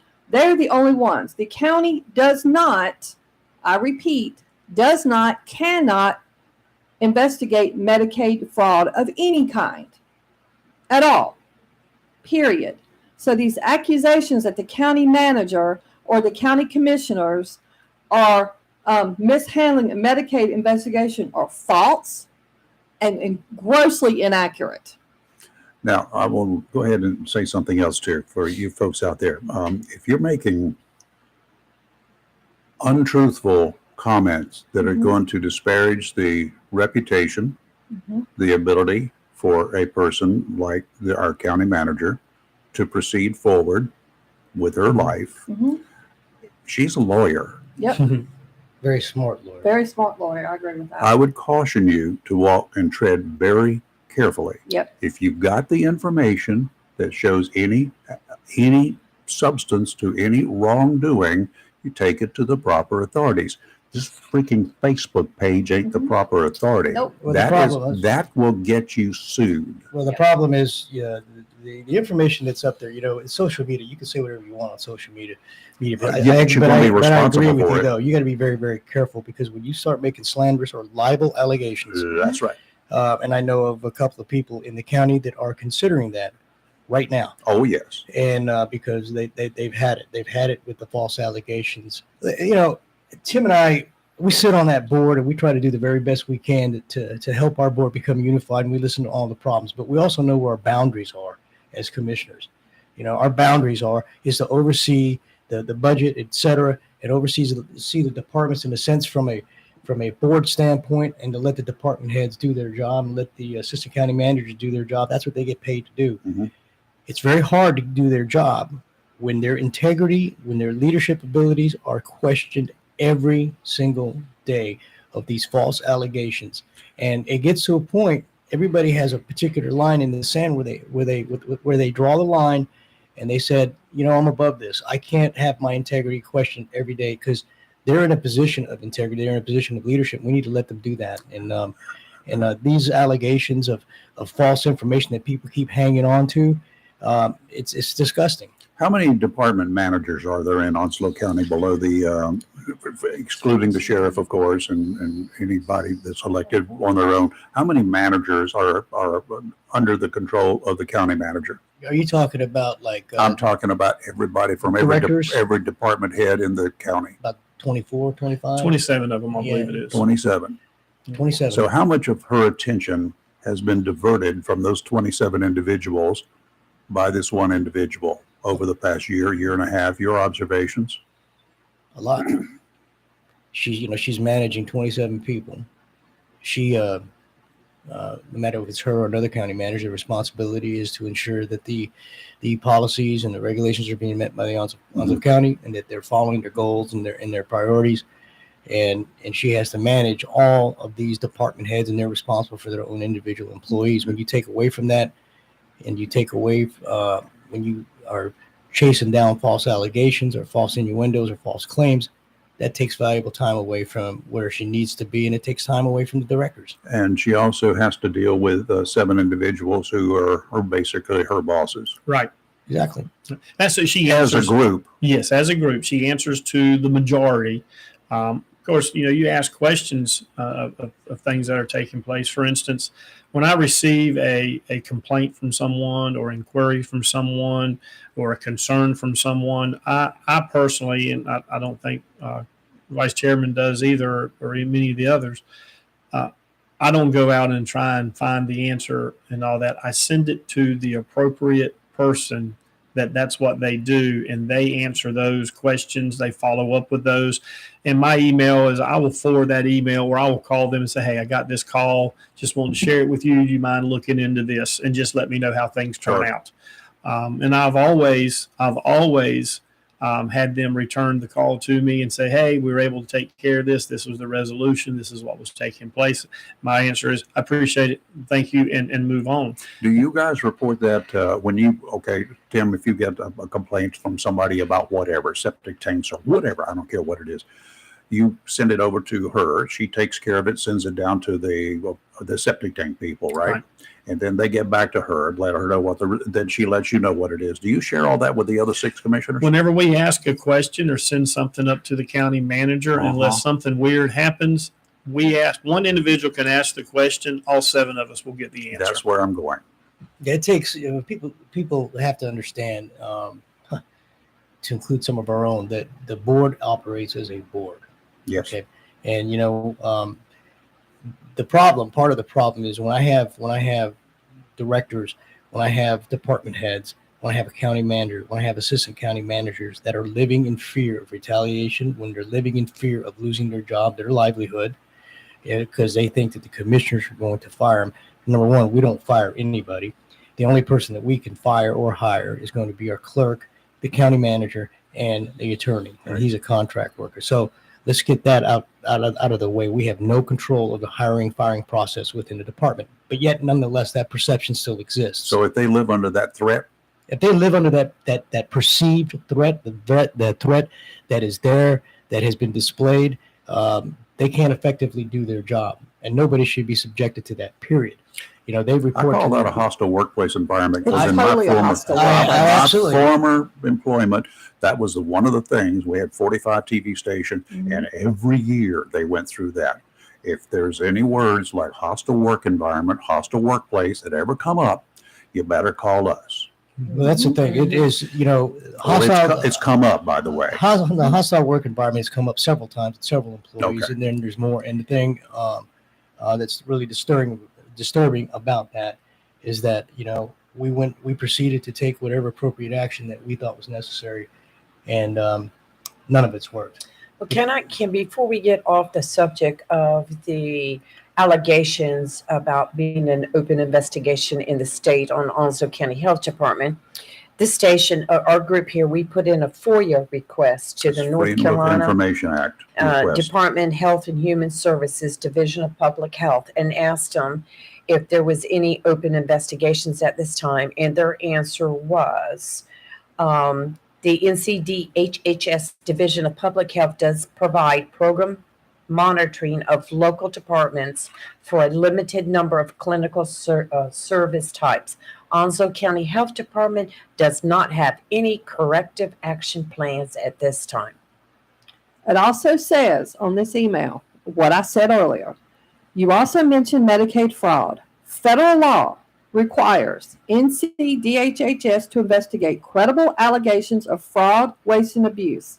A Centers for Medicare and Medicaid Services regulation, that's out of D.C., codified at 42 CFR 455.14 states, if the agency receives a complaint of Medicaid fraud or abuse from any source or identifies any questionable practices, it must conduct a preliminary investigation to determine whether there is sufficient basis to warrant a full investigation. And let me tell you, they do this quick. Yes. It's not drug out. It doesn't take 5 years. Yeah, okay. It's Now, immediate. If they find something that they need to investigate, they also shut They down will shut that operations mess down. pending the completion of the Correct. investigation. Right? Yes. Has the Department of Health been shut down? Negative. And see, No. they would also take corrective action. And the Department of Health has said in this request that Onslow County Health Department does not have any corrective action plans at this time. Therefore, there's nothing there. If we can find this, Lee went out, she found Yes. it, you found it, you know it, y'all know it, we know it. What's the problem? It's I can tell you what the problem is. I sensationalism. can tell you what the problem is. Go Well, for we it. did it because The problem is the people don't want to listen. That's not the Yes. way they want to spin the truth.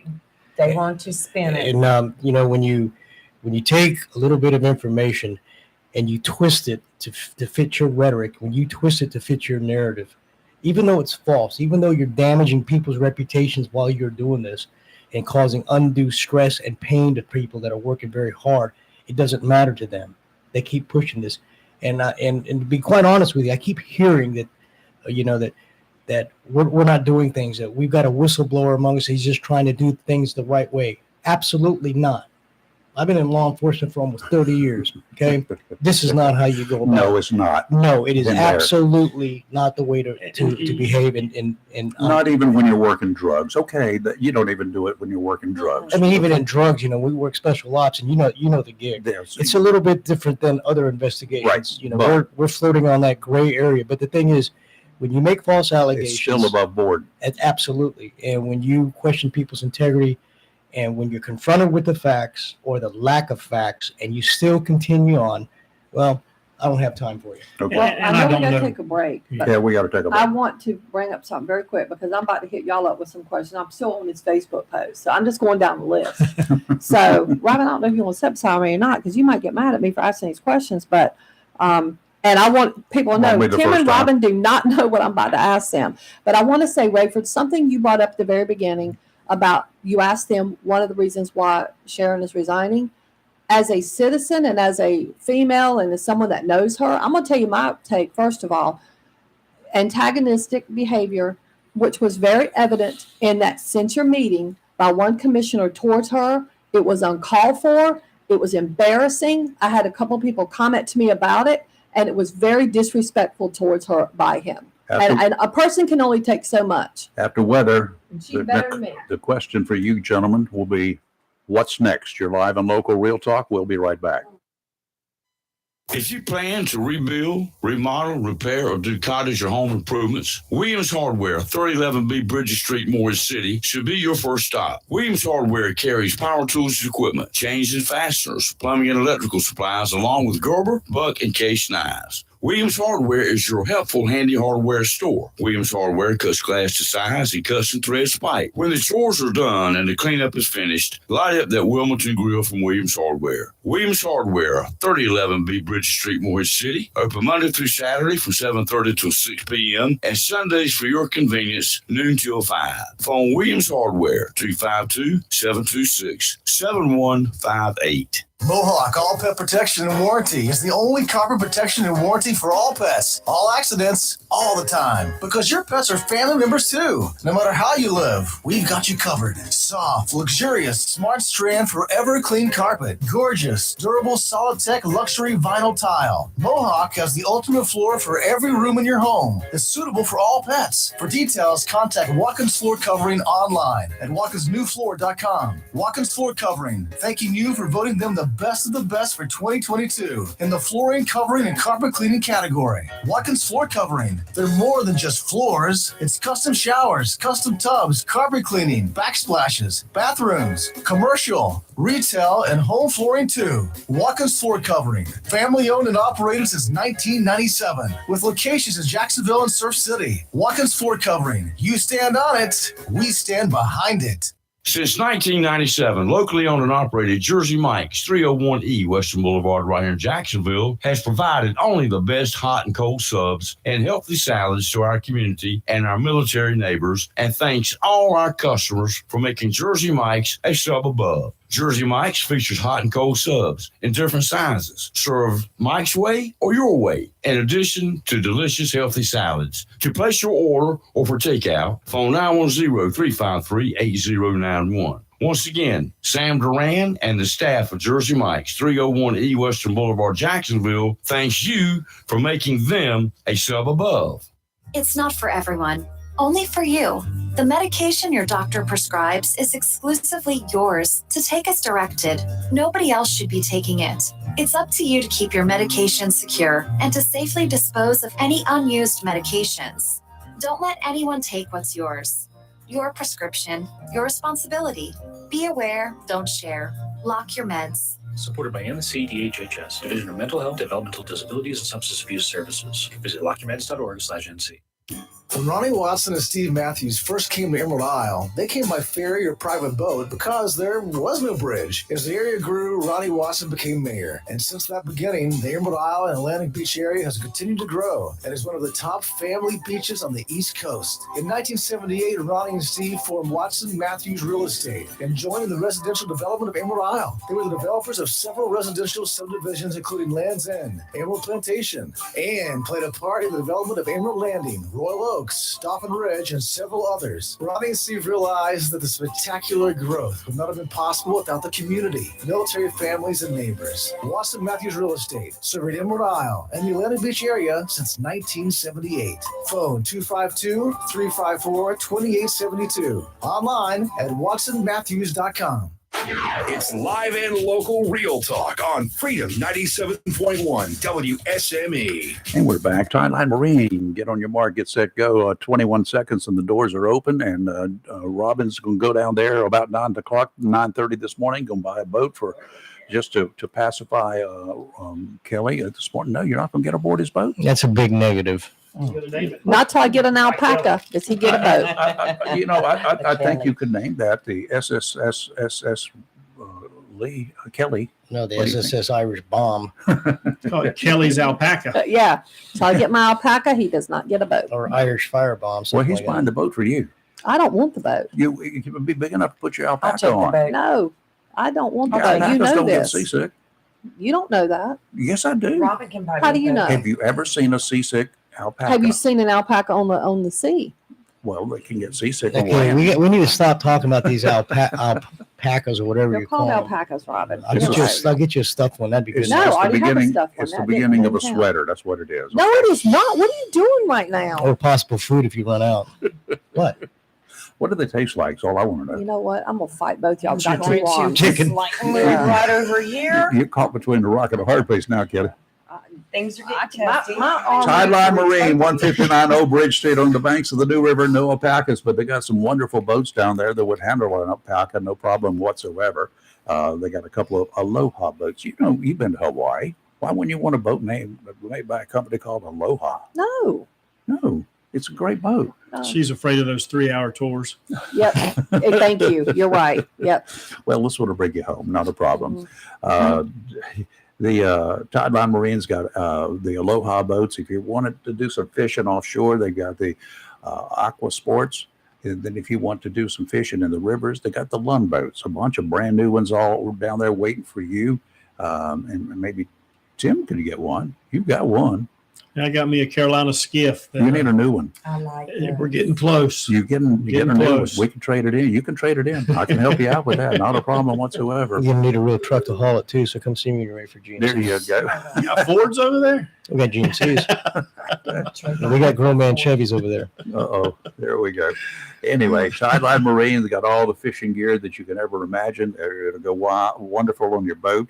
You can buy some water toys, tubes, water skis, all that sort of good stuff. If you've already got it, they got ropes, because I know you're going to break them. You're going to break it. You're going to tear them up. You're going to probably lose it from last season anyway. You won't know where it is. Slide on down there. The season is still here. The water temperature over the weekend was 93 degrees in the river. I like it. 93 degrees way upriver. I'm all Even about the that. alligators went away because it was too hot. Heck yeah. That's So, my kind of water there you temperature right go. there. I You like got it. away. Yeah. Anyway, that's 159 Old Bridge Street on the banks of the New River in downtown Jacksonville. Winds today out of the southwest, around 5 knots, becoming southerly in the afternoon. Seas around 2 feet, dominant period 7 seconds. Sounds and rivers are flat, twiggy flat, that is, increasing to a light chop in the afternoon. Southwesterly winds tomorrow, 5 to 10 knots, becoming southerly, 10 to 15 in the afternoon. 2-footers again, dominant period 6 seconds. Sounds and rivers only a light chop. Friday, southwesterly winds 10 to 15, seas 2 to 4, sounds and rivers a moderate chop. Today, mostly sunny, a high of 94, and the heat index value today is a high as 106. So stay indoors, keep your pets in. If you hydrate, if you're going to be outside. Tonight, partly cloudy, low of 73. Here, Shark. Tomorrow, do not give him my water. Tomorrow, heat high of 92 with a heat index value. Tomorrow's high of 100, and the gusty winds are starting tomorrow. Tomorrow night, partly cloudy, low of 74, and on Friday, mostly sunny, high of 94, with gusts as high as 20 miles an hour on Friday. So like a hot wind, basically. Just a breeze. Yes, okay, Just you call nice that a breeze? Yeah. Okay. 20 knot winds or 20 mile per hour winds are nothing. but it's a hot, gusty wind. It will keep you cool. All right, so I'm going down this list, so I got some more questions. More from Facebook, the Bible, more from the facts. People thinking they know. Okay, so Chairman, tell me about these audit findings, including over $8 million misplaced. Do we have $8 million of misplaced funds? $8 million is not misplaced. The reference to that has to be there was a grant funding or some kind of funding that come in from the state. It was $8 million or so. I'm not sure exactly what that amount was. And the state was struggling on how they wanted that handled, how they wanted it taken care of, where they wanted it placed or whatever. But they gave it to you. But they gave it to us. We got what to do with it. Yeah. And we, when the audit findings come in, that we had placed that money in the wrong line item. Okay. So the audit said, hey, you need to put this over here in this line item. So it's really a cursor and a click of a couple of buttons and the money moves over. Okay. So the money was moved over into the right form. So the $8 million has not been spent inappropriately. The $8 million had not been misappropriated. Mm-hmm. The money was placed on the wrong line item under the wrong heading. Or embezzled. Which anybody could have done. Anybody I've done that at work. Well, now this was done prior to the budget being adopted? Yes. Yes. Well, no, it's a working budget. Right. And that was, findings from the audit that come in. And you got to remember, too, is the audit was a clean audit. You're correct. And that is the highest you can receive on that. And there's always you're going to have an audit with some things that they highlight and say you need to take care of. Mm-hmm. And every one of the things in the audit said this needs to be addressed. And then it comes down to the next line and says this has been addressed and corrected and to satisfaction, or however they word it. So any of the issues that the auditors found were easily handled and corrected, but by no means was a dollar embezzled, misappropriated, or spent where it wasn't supposed to have been spent. So we had a clean audit, which was good to go, and the $8 million was just placed in the wrong Just so I put the wrong line, so it got moved back to where it was supposed to be, and it's still there. Right. Okay, so once again, let's let that go. $20 million spent improperly or embezzled. Now, embezzlement is a crime. Embezzlement would be a I crime. would assume someone would be arrested, correct? Yes. If $20 million, I'll tell you, if $20 million goes missing in a budget, somebody's heads are going to roll. But I can tell you what that $20 million reference is. Okay. We as commissioners, we've got information on the funding formula for the Onslow County Schools has to be decided whether it's going to continue on by, I think it's January 18th, if it's going to continue for the following year. Okay. And the funding formula is based on the previous year's revenue. Mm-hmm. So we received information on that revenue from January to December. So we had the actual collected monies, that number sent to us or shared with us in preparation for what money that the Onslow County Board of Education would be receiving additionally to what they received the previous cycle. The next number that is referenced is the next year's projected revenue. So you have a previous year's actual collections, and then you receive a projected number for the coming year as you begin to work on your budget. But projected is projected. That's exactly right. It's not in stone. You have two choices to make with your finance office and your county manager is, do you want a conservative projection? Right. Or do you want a liberal projection? Correct. If you have a conservative projection and then it comes back and they say, hey, look, we were low in what our projection was for the collections. We've actually got a surplus of, and I know someone will say you can't have a surplus. So we may end up with a surplus based on our projections of we have $16 million more or $15 million more. But then you disperse that where it needs to go. That's right. You either take care of some things that you need to take care of, you put it in your fund balance, or you might say, man, things are going real well. We need to sit down next budget cycle and maybe we can reduce the property tax. Correct.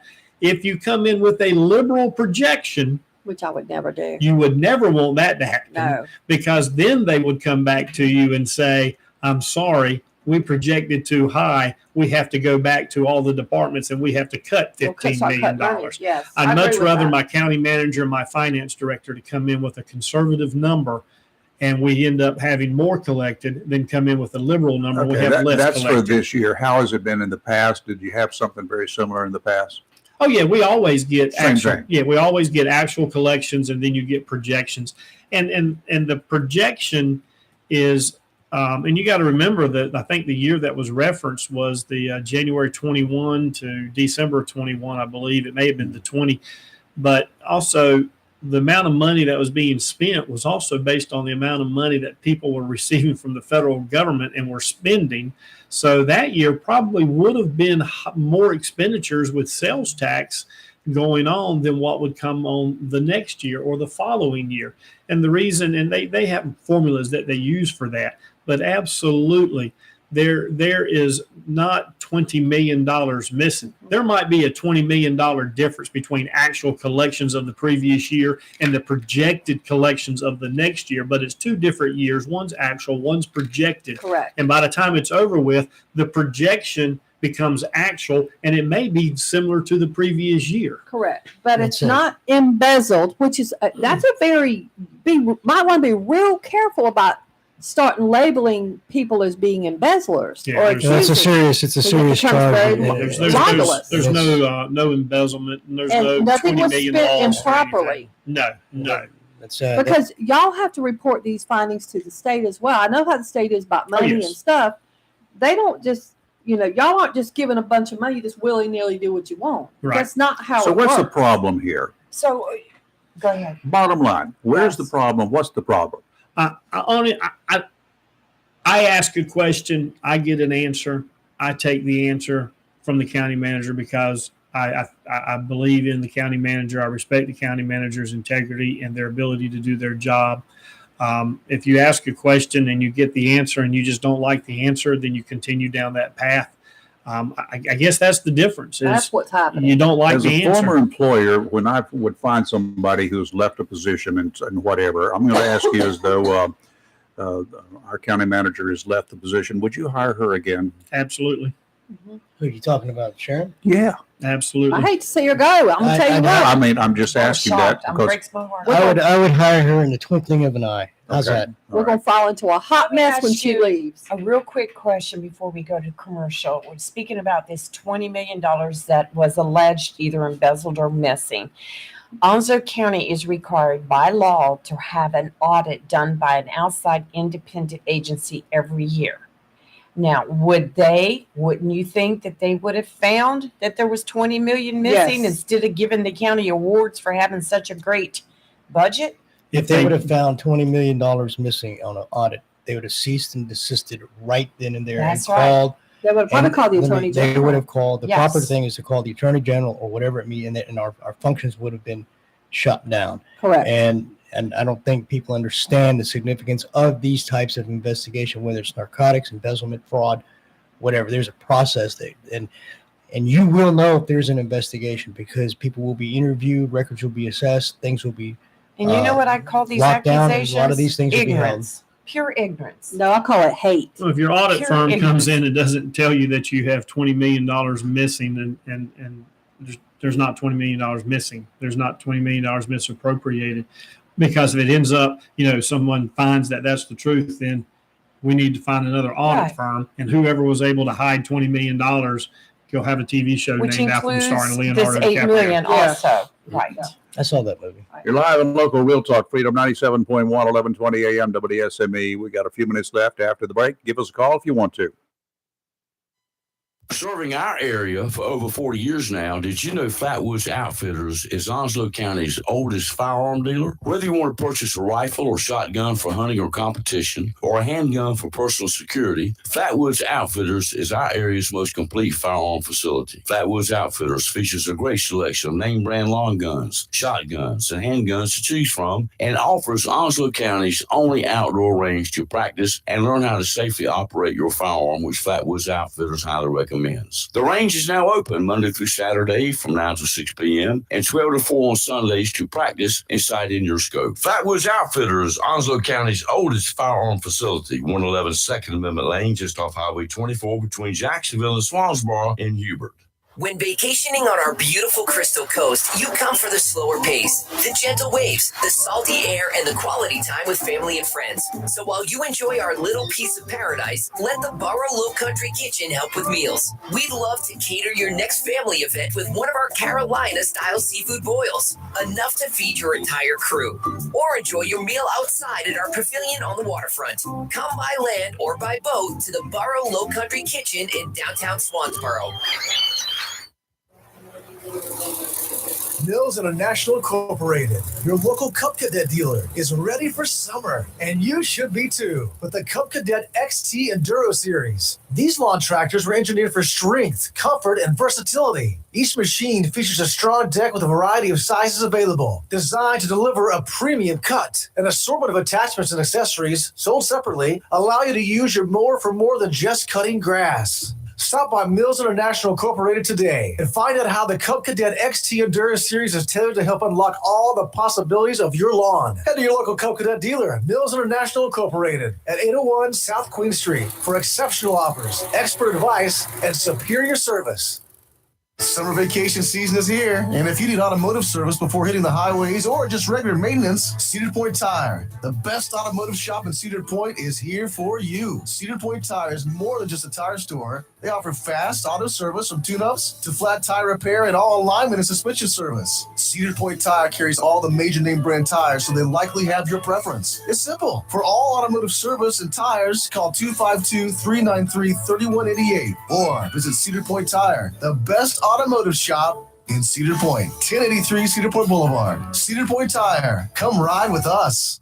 When you need comforting, who do you call? An old friend, right? Jacksonville Heating Contractors services the heating and cooling needs of our area with dependable quality train systems, guaranteeing indoor comfort for your home or business. In addition to quality train systems, Jacksonville Heating Contractors offers 24-hour emergency service, NATE certified technicians, and over 50 years of experience and service you can trust. And with a Jacksonville Heating Contractor service agreement, you never pay retail for heating or cooling services and receive priority scheduling. Remember, an ounce of prevention is worth a pound of cure. And in New Bern, you can call Trent Heating and Air Conditioning 252-633-2200. In Morehead City, Sea Air Heating and Cooling 252-247-1122. If you need service or repairs, just call an old friend. Jacksonville Heating Contractors, an independent train dealer. It's hard to stop a train. For deals on train systems and more, visit anoldfriend.com or call 910-347-2843.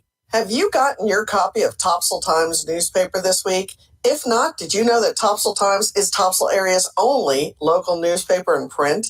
Started a little over a year ago, we now have over 1,500 online subscribers and 5,000 printed copies that go out every 2 weeks. And we never charge our readers.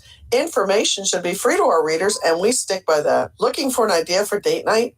Want to learn some local history? How about asking a veterinarian about your pet? These things and more are available in each copy of the Topsail Times newspaper. Want to get the word out about your business? We offer great rates for full color ads, and the online paper version is always included for free. Need help designing the perfect ad? We can do that too. We're always looking for human interest stories, so start writing. And we love local photos too. Check out our website at topsailtimes.net, where you can find out where to pick up a copy or check out our latest publication online. It's live and local. Real Talk on Freedom 97.1, 1120 AM, WSME. All right, we're back here for a couple more minutes, and Kelly's got a question to ask One first. more question off this list. Tim, what is this about missing EMS vehicles? You know, that's a great question. Missing EMS. Missing EMS. I got that in the backyard. I think I've seen the number 2 missing, 3 missing. Now I think we're up to 4 missing. The only thing we can attribute that to is someone is taking the emergency vehicles that were ordered in the last budget cycle that could not be met. Therefore, the order was canceled. So those that were ordered never arrived because the vendor couldn't get them to us. Okay. Also, in the new budget, we have 4, I believe it's 4, 2 chassis and 2 full trucks that have been ordered that have not arrived yet. I'm not sure where that come from. I actually, someone called and asked me that question. I said, not that we're aware of. So, obviously go to the manager. The manager calls us our director of emergency services. Our director of emergency services says, we're not missing any vehicles. And I'm assuming there is, as any agency would have, y'all have a list with VIN numbers and whatever of the vehicles. So there's an you have inventory. VIN- you have Okay, VIN that's what I thought. You have an numbers, inventory. You have Okay, VIN that's numbers, what I model thought. numbers, serial numbers, etc. So you would know if something wasn't there. Absolutely. Okay, I'm done with my questions. Lee, I know you got one. Yes, haven't I heard have that one. one sent in by a listener that wanted me to ask Tim Foster this Mhm. question. At the June 21st meeting, you made the deciding vote to not remove the poll vote from the agenda. And I think this was the vote on whether to go into contract. And Mr. Knapp made a motion to remove it so there could be a public hearing. Then you said at a July 17th meeting, the public opinion is very important when discussing the building proposed zoning change at Rock Creek. Why the difference on when public opinion is important? Lastly, if county financiers are in such good shape, why didn't the board ante up the $6 million and leave the Board of Education money alone? That was it. Couple of things to unpack there. Number one, I still agree with my statement. Public opinion matters. And when it comes to deciding vote, I probably led people down the path that I made the deciding vote, but I don't make deciding votes. 4-3 means all four that voted in favor not to do something or to do something. Each one of those votes are deciding votes. First of all, you're not like the city council. Exactly. Everybody on the commission votes. City council, the mayor only votes if it's a tie vote. That's right. So I'm let me required to explain vote. that to some of you people who just don't understand government. Exactly. I had no choice but to vote. So I wasn't a deciding vote or a deciding factor. When it comes to public comment, I understood what Commissioner Knapp was wanting to try and do, but it was my belief that we had already had a workshop where that was presented to us. There have been newspaper articles that had been placed out. Other media outlets had addressed and put that information out. And we actually had planned earlier to have a workshop late in the afternoon for another presentation on the opportunity for this. And we were going to give the people a chance to come in and speak during that workshop. But the commissioners called and said, hey, we don't want to do that. We want to put it on the 6 o'clock agenda. So I made the call to cancel that workshop and make sure it was on this agenda for us to hear it and everything. So in the public comment that night, anyone that wanted to speak on the pool had the opportunity to speak on the pool. And we probably had 12, 15 people or so that spoke on the pool. The Board of Education had a public hearing. And I think they had about 22 or 23 that spoke on it. And at the end of the day, if you went based on the people that spoke, public opinion had you in the situation of the majority that spoke wanted us to move forward with that. But we got phone calls. Commissioner Knapp talked to people. I talked to people. We had lots of public comment, but I understood why. They thought they wanted to remove it from the agenda and have a public hearing. But personally, at that time, I felt like we had all the information that we needed, and it was time to make a decision and move forward with it. Let me make a comment to that. This is one of those moments where I personally disagree with Commissioner Foster. I mean, we agree to disagree. I had my various opinions. I don't share his same beliefs that we had enough information. I really wanted to hear from the public. But I say all that to say that it's over with, that the board has been made by the decision. We move forward. And, as a board member, you don't act alone. You act as a board. I voted against it. I said my piece.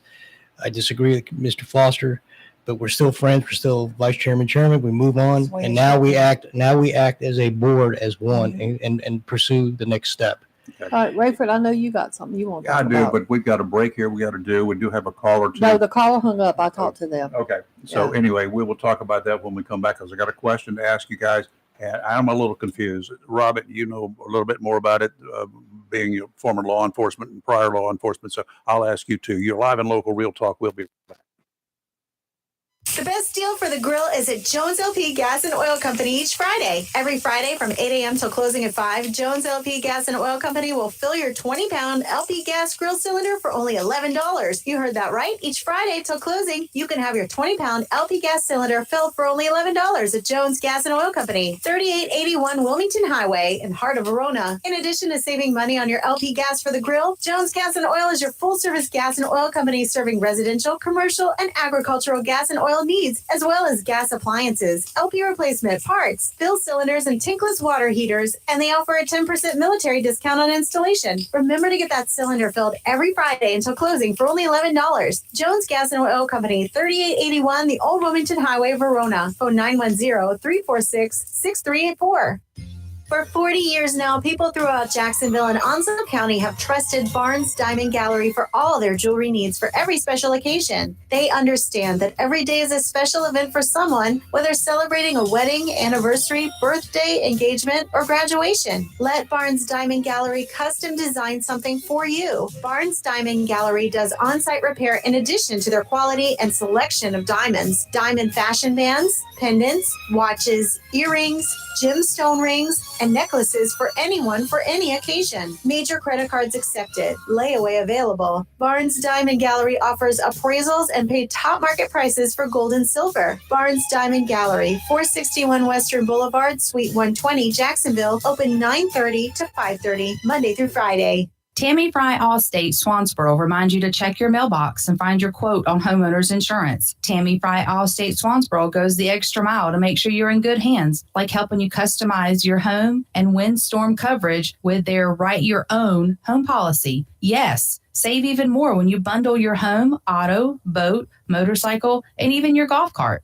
Remember, if it rolls or floats, call Tammy for a quote. You and everything you own are in good hands with Tammy Fry Allstate Swansboro. Call today, 910-326-5383. Tammy Fry Allstate, 638 West Corbett Avenue in the friendly city by the sea, Swansboro. Check your mailbox today for savings on your homeowner's insurance. If you love racing, you don't want to miss the All-America Showdown this coming Saturday, July 28th at New River All-America Speedway, 4744 Richlands Highway, Jacksonville. Enjoy all the excitement featuring USAC, Eastern Midgets, and Southern Ground Pounders vintage race cars, plus the hometown heroes and the Swansboro Liquidation Bombers, and the always thrilling Jump Carts also in action. Gates open at 5 p.m., green flag at 8 p.m. Tickets $10 and kids 5 and under free. For more information, visit newriverspeedway.com or call 910-708-0202.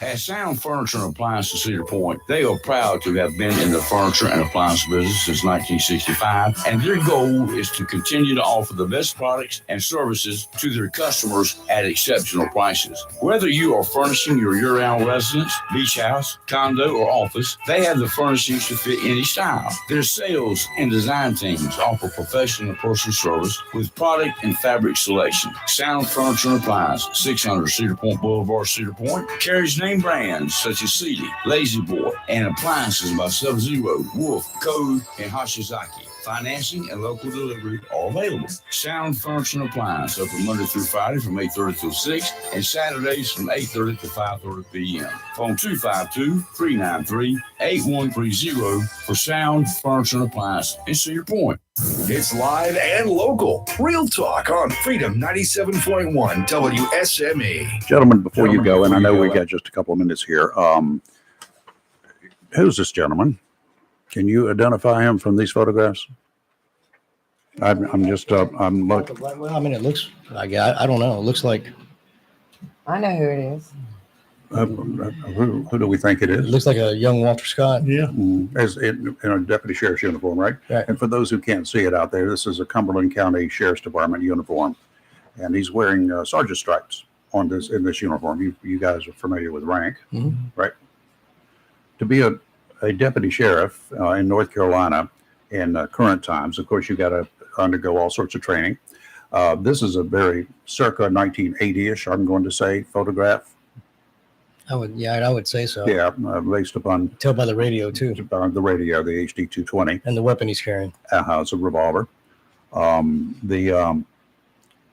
I I did not know Walter Scott was a deputy sheriff in Cumberland County. Did anybody else know that? All I know is what he's told us that he was prior law enforcement. I didn't really know where, but I remember him saying I think it was in Cumberland County, Fayetteville area. Okay, well, he was in the Army. Got out of the Army. But it would make sense because he's in the Army. Yeah. So he joined the sheriff's office there, but I don't see him any bio information on this. And when he was running for election, When he ran for sheriff, he never mentioned it. I mean, you would think if you're running for sheriff that's one of the most important things that you would put out there, your qualifications being that you're a former law enforcement. I know if I ran for sheriff, well, we know. They already know my background. So, but my background, they can read it. But I would think if you're running for sheriff or for whatever, that you would make that known that, you've got prior law enforcement experience. Ray, you checked over there with the sheriff's office in Yes, we Cumberland did County. a FOIA request with the Cumberland County Sheriff's Department. And the first email we got back said, we have gone as far as our archives, back 40 years or so, and we find no information on a Walter James Scott ever working here. So then we sent them back pictures of him in the uniform, and they got more people involved in it and still researched it. And they came back and said, we can't find a thing, not a thing. We have a Larry Wayne Scott that was a deputy sheriff there at one time, but we have no record of Walter Scott. And so right now we're just waiting for the FOIA from the North Carolina Department of Justice to see if he was ever certified as a law enforcement officer. Okay. Interesting. Yeah, it is interesting. I don't know that it's totally relevant, but it makes me curious. I'm just curious. Where'd you get the photographs? Those photographs that you have are off one of his Facebook pages. Oh, one of his Facebook pages. Yeah. Interesting. Okay. Huh. Okay. Well, so much for that. Lots of questions here. Yeah. Well, how would they not know if he worked there? You would think there would have been a record of it. 40 years. I'm just saying. There are sheriff's departments back in the day, because I'm very familiar with the one here in Oslo County. They had they had something called special deputies. They had a posse. Right. They had all sorts of stuff. Sometimes I don't ever recall them unless they worked in a patrol or something like that wearing uniforms. But they did have special deputies that rode horses, and they did all sorts of things. They would call them out for searches and whatever. Yeah. I don't recall them in uniform. Or carrying a gun. Well, would they? Say if they were, if they're in the woods searching for somebody, they probably would carry a gun. Well, they did say at Cumberland County that even if he was a special deputy or if he was in charge of the Junior Explorers, a volunteer, whatever, they would still have employment information. If he's in uniform with sergeant stripes and carrying a handgun and it looked like a department issued radio, I'm very familiar with those. I carried those for a while. I'm like, we used to call them bricks. Yeah, that's pretty much what they were too. But and I had one bigger than that prior to that. Oh, gracious. That's about the size of mine. I'm a little confused. I don't know. I guess we'll get it sorted out because there's more FOIA requests that have been sent out by the studio. Well, we invite to get information. We invite Walter Scott to come in here at any time to explain. That would be fine.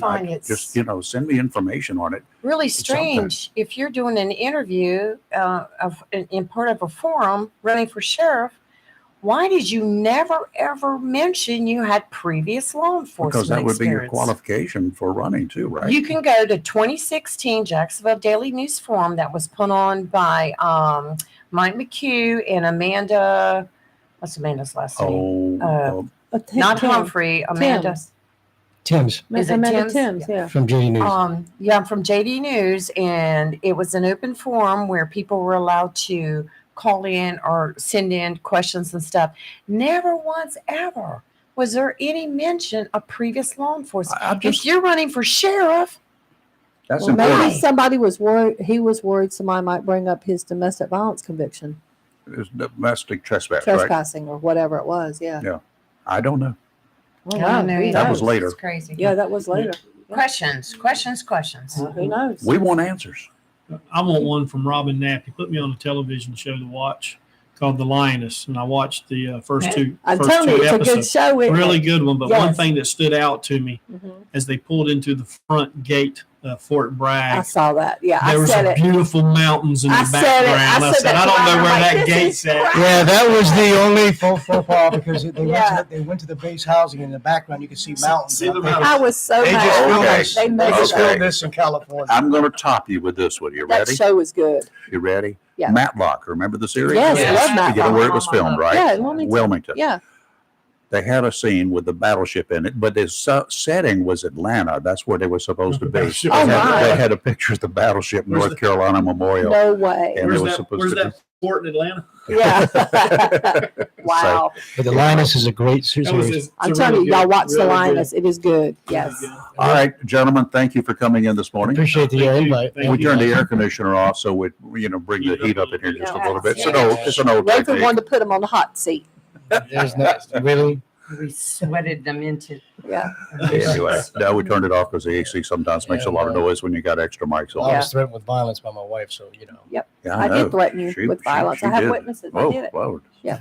I think the worst part was you were going to go to his workplace and jump up and down. I was. I'll do it too. That's I'm not worse than the scared. violence. He can take care of the violence Yeah, part. I'm not scared. Okay. Gentlemen, Tim, thank you. No, thank Robin, Thanks, Tim, thank for you. coming in. Thanks, Appreciate Robin. it. Thank you guys. I appreciate it. Yeah, sure you do. Tomorrow, All right. tomorrow we'll be back Tomorrow. in here, and I forgot what tomorrow is. It's Thursday, right? Okay, we're going to talk on WASA tomorrow. I want to know how safe our water is with all the complaints and all the suits and everything else going on about water contamination in this area. Is the water that we drink off Camp Lejeune, is it safe? We got Frankie Howard in here tomorrow morning, great. beginning at 8 o'clock. We'll find out. You're live and local, Real Talk, Freedom 97.1, 1120 a.m., WSME.